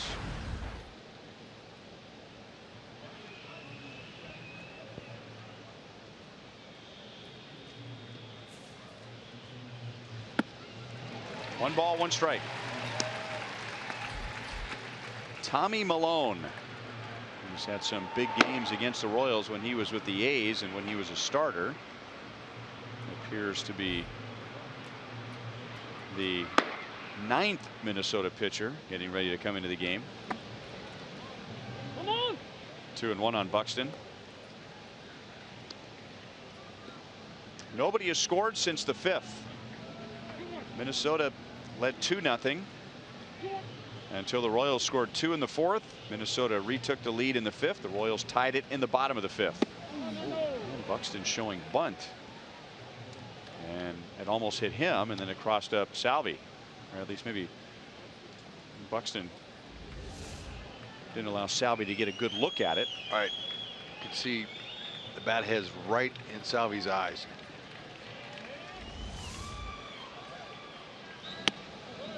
Buxton walks, and now you got to worry about him running.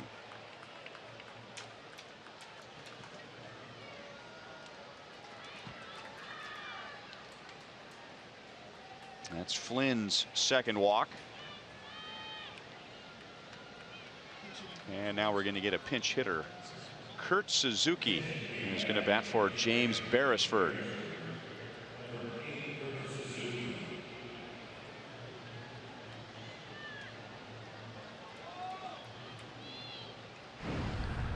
Now Suzuki, he's a good pinch hitter. He's 2 for 6 this year with a homer. That's not going to see it. Yeah, let Flynn face him here. Yeah, saw that coming perhaps. Waited for Suzuki to be announced into the game, and Ned's ready with a right-hander. Brooks Pounders. Runner at first, 1 out. Top of the 11th, 3-3 tie.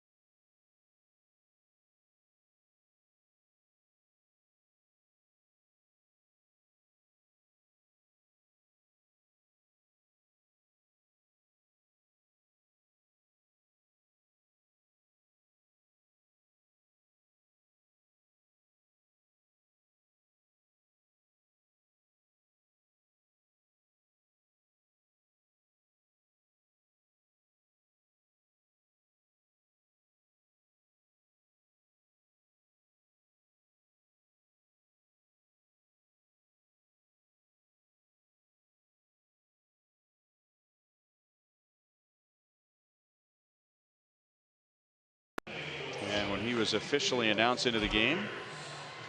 Ned Yost was ready for that and calls upon Brooks Pounders. Pretty good numbers coming off the bench. 13 for 34, 3 pinch hit homers.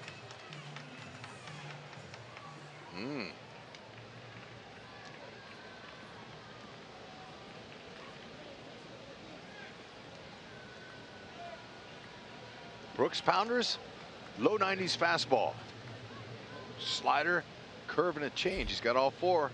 May not use them all. Buxton's 10 out of 12 in steals.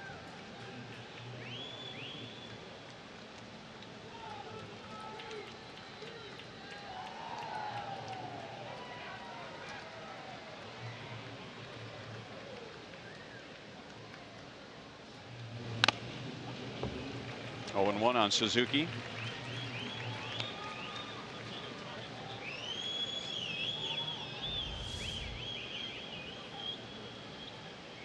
Right off the mask. Yep, it didn't hit him squarely. It glanced off it, but still. Those shots pile up. Twins are 3 for 3 in stolen base attempts tonight. Big save. 1-1. Sally, he pounced all over that. Look at that. He wasn't expecting it there, but uses that big body to keep that ball right in front there, not allowing him to advance. Excellent play there. Look at him smoothing out that ground there. Always working the dirt, Salvi is. On his knees.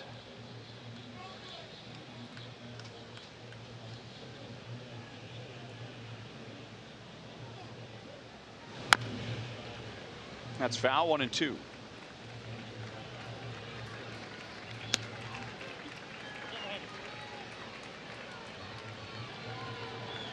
You know, one of the silver linings in this season is the number of young players the Royals got a chance to look at the major league level. Doesn't take away from the sting of not going to the postseason, and the Royals have to win out. And the Orioles and the teams below them have to lose out, basically. But going into 2017, a lot of these young players, if the Royals need them next year, are not as much of a mystery. How would they handle the big leagues? Yeah, that's the advantage of being where they are. Very shallow right field, and Paulo is there for the out.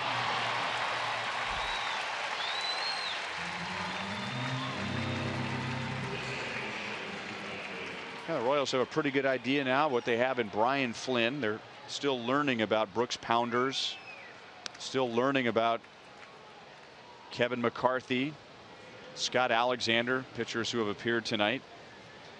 Offensively, I think they have a really good idea of what they've got in Whit Merrifield. Paulo Orlando has become as close to an everyday player as you can. Hosmer, nice dig. And with Buxton's speed, if that ball hits the netting or gets down by the tarp, he goes to third base easily. Yeah, that was a great swipe over there. Starts low, comes up high. Because you can't do it from high to low. Ball will get by you. Keep that glove down. Come up when you need to.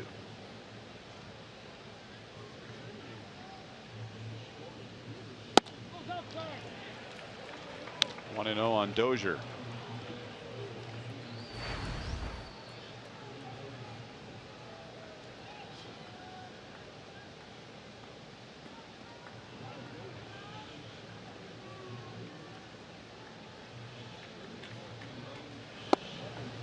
One ball, one strike.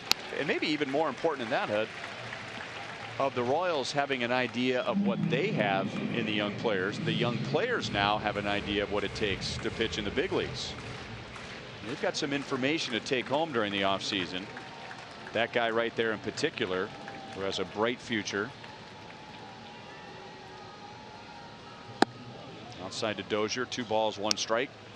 So I imagine it was the same for you after you got to the big leagues. Your off seasons probably changed as far as what you needed to prepare for.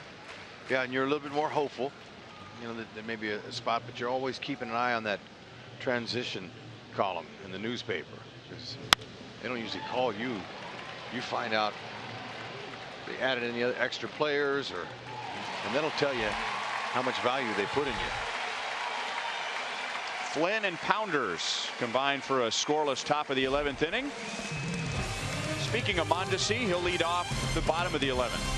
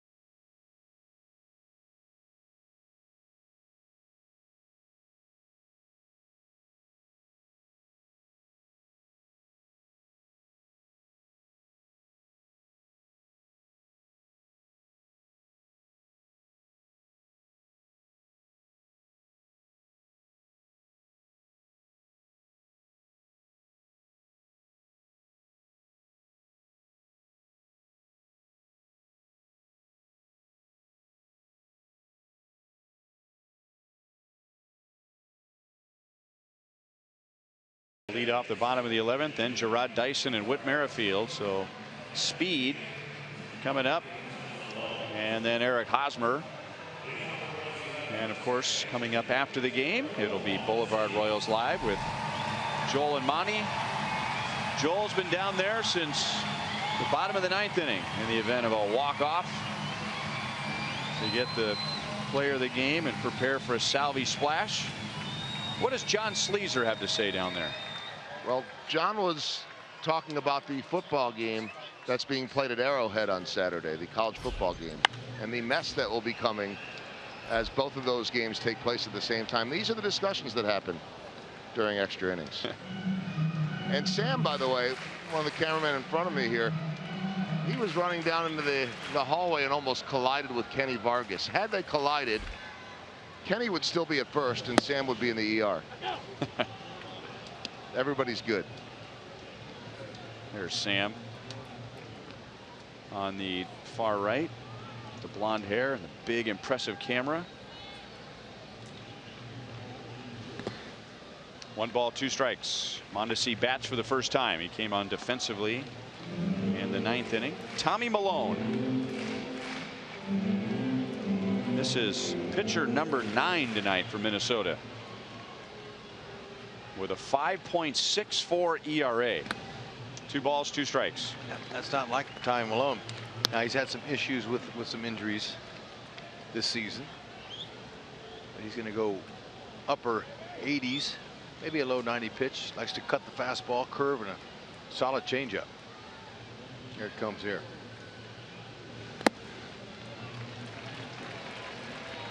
And from 0-2 to 3-2 for Mondesi.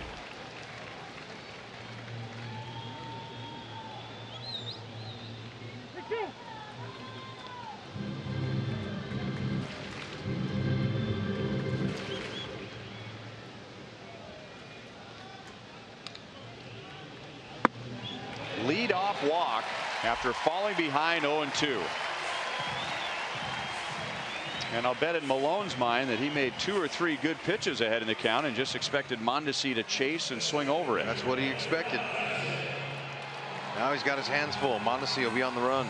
Got to make sure to see a move from Malone, see if he's got one. It's important that the hitter sometimes takes the pitches. Like they had an opportunity when Salvi was hitting with Billy Burns up a couple innings ago, and Salvi swung at the first pitch and made it out. Didn't give Burns an opportunity to get to second base. So Dyson may take a few pitches here. Or bunt, and that looked more like bunting for a base hit. Dyson in the 8th inning with Gore at second base and nobody out. Tried to bunt against JT Shagwap, and then with 2 strikes struck out swinging. Delayed steal. Mondesi is in there. It has been the year of the delayed steal for the Royals.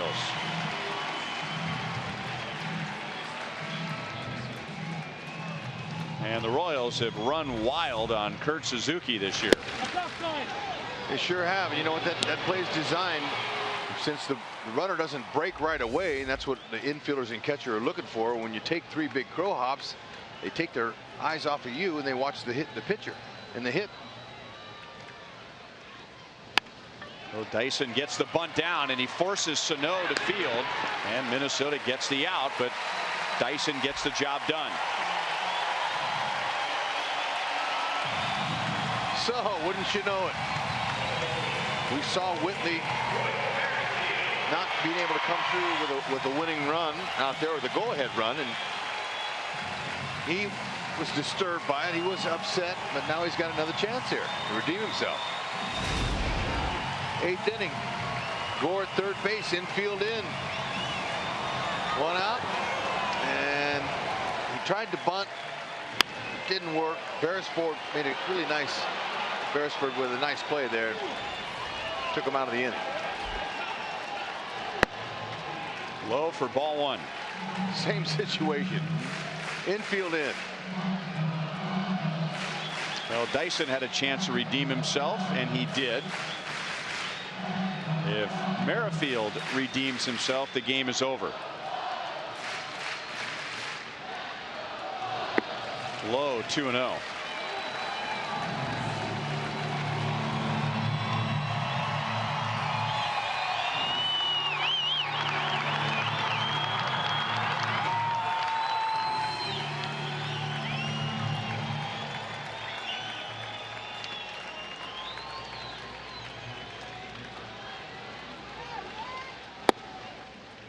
And he lays out that pitch. 3 balls and no strikes.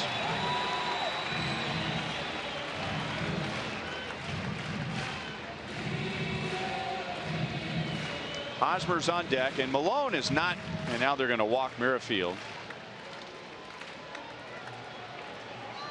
And when you think about lefty-lefty matchups, Malone is not one of those lefties that's real hard on left-hand batters. Yeah, he doesn't have the overpowering stuff that a lot of guys do in that big sweep and slider. He's a starting pitcher. He's pitching out of the bullpen now. And the Royals are just not going for his changeup so far tonight. A lot of at-bats for Eric Hosmer. 26, but only 2 strikeouts. So he's not an intimidating lefty against a left-hand hitter. And now they're going to walk Hosmer. Billy Burns is on deck. And Ned Yost still has Hunter Dozier, Christian Colon, Drew Butera, Tony Cruz if he wants. Now Billy Burns is a switch hitter, so he has the option of switching over to the right side. And with good speed, be tough to double up.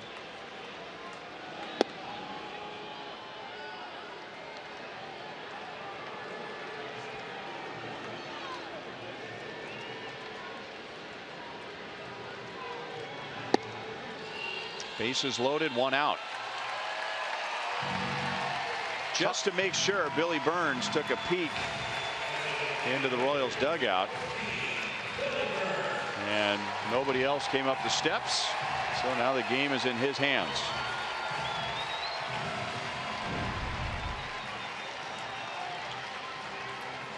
Royals with 8 walk-offs, looking for 9.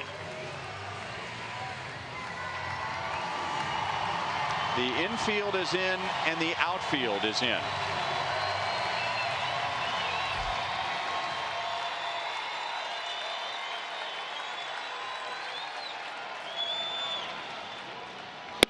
Outside, ball one.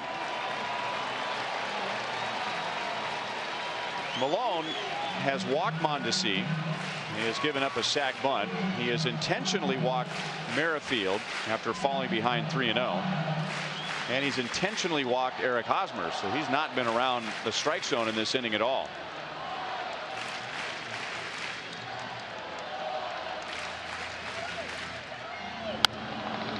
Late swing, and he fouled it away. Trying to stay back with Malone's good changeup.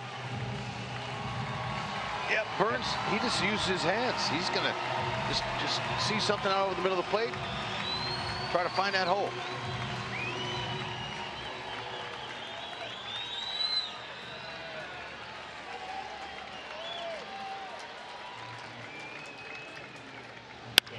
Into center field. Buxton is there, but he has to throw flat-footed, and it's way offline. And Billy Burns, who came into the game for his legs back in the 9th inning as a pinch runner, wins it with his bat.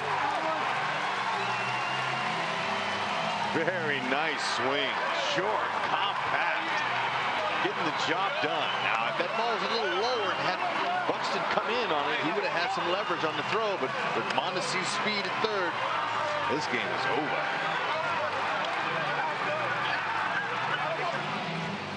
One run on no hits in the bottom of the 11th inning.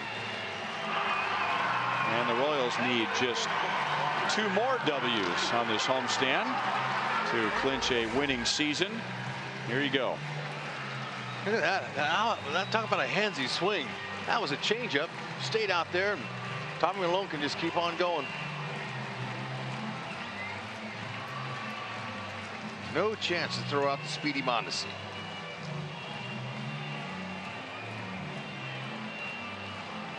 These guys are happy for Billy.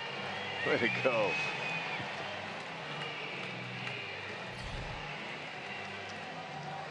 So a non-intentional walk, a sac bunt, and then back-to-back intentional walks set the stage for Billy Burns, who wins it, and he's down on the field with Joel. And mobbed by his teammates. Billy Burns with the walk-off here in extra innings. 28,000. Had to move quickly on that one. And there's not a lot, by the way, that Billy cannot outrun unless he doesn't completely see it coming. Tell us about the approach there. You've got the bases loaded. Obviously, it's do or die for them. What are you thinking there? Yeah, I'm just looking for a ball out over the plate that I can put the barrel on. And I know Mondesi over there at third base is going to score if I can just get it out there to the outfield. So that's what I was looking for. All right, and so then, oh boy. There's no more left, Billy. And that by the way, was unfair because he was trying to get Hosmer, and Hosmer was watching and didn't. Anyway, last chance to answer this question. Back to the approach and what you're looking for. Well, I mean, I was just looking for something out over the plate, something I could put the barrel on. So, like I said before, Mondesi being on third base, I know that anything I put out in the outfield, he's going to score when he tags up. So that's what I was trying to do. With that said, too, he wasn't throwing a lot of strikes. Obviously, a couple of them were intentional walks. But how do you sort of wrestle with wanting to put that ball in play, but also knowing that he may not throw you a strike? Well, he's a great pitcher. I know he can put the ball where he wants to, so I knew he was going to try to come after me, especially coming off the bench. So I knew I was going to get something that I could handle. And knowing that Mondesi, like you said, was on base, you know what it's like to have that kind of speed that Mondesi has, Gore has, Dyson has. How much does that help to understanding what that pitcher is dealing with? That's huge. I mean, it gives me confidence, and I think it puts pressure on the pitcher. So having Mondesi get on base, I mean, that really set up that whole inning. So really, I just happened to be the last guy to come up to the plate, but Mondesi really started that inning. Last thing for you, just to be able to finish out this week strong and have that winning record and give the home fans a little something, how important are these last few games? Oh, it's great. I mean, to go in the end of the season and have some wins here for the fans, the guys that have supported us all year. It's a big momentum builder into next season, so hopefully we can continue that momentum. Great job tonight. Go enjoy it with your teammates. Thank you very much. Billy Burns with the walk-off here in extra innings and 28,000 plus, making sure that he heads in with an ovation and a couple of salvi splashes. And by the way, his first RBI as a Royal. Really? How about that? How about it? And a little Goldie shuffle there we saw. Here's the Chesler splash, just to prepare him for not one, but two salvi splashes. Goldberg shuffle.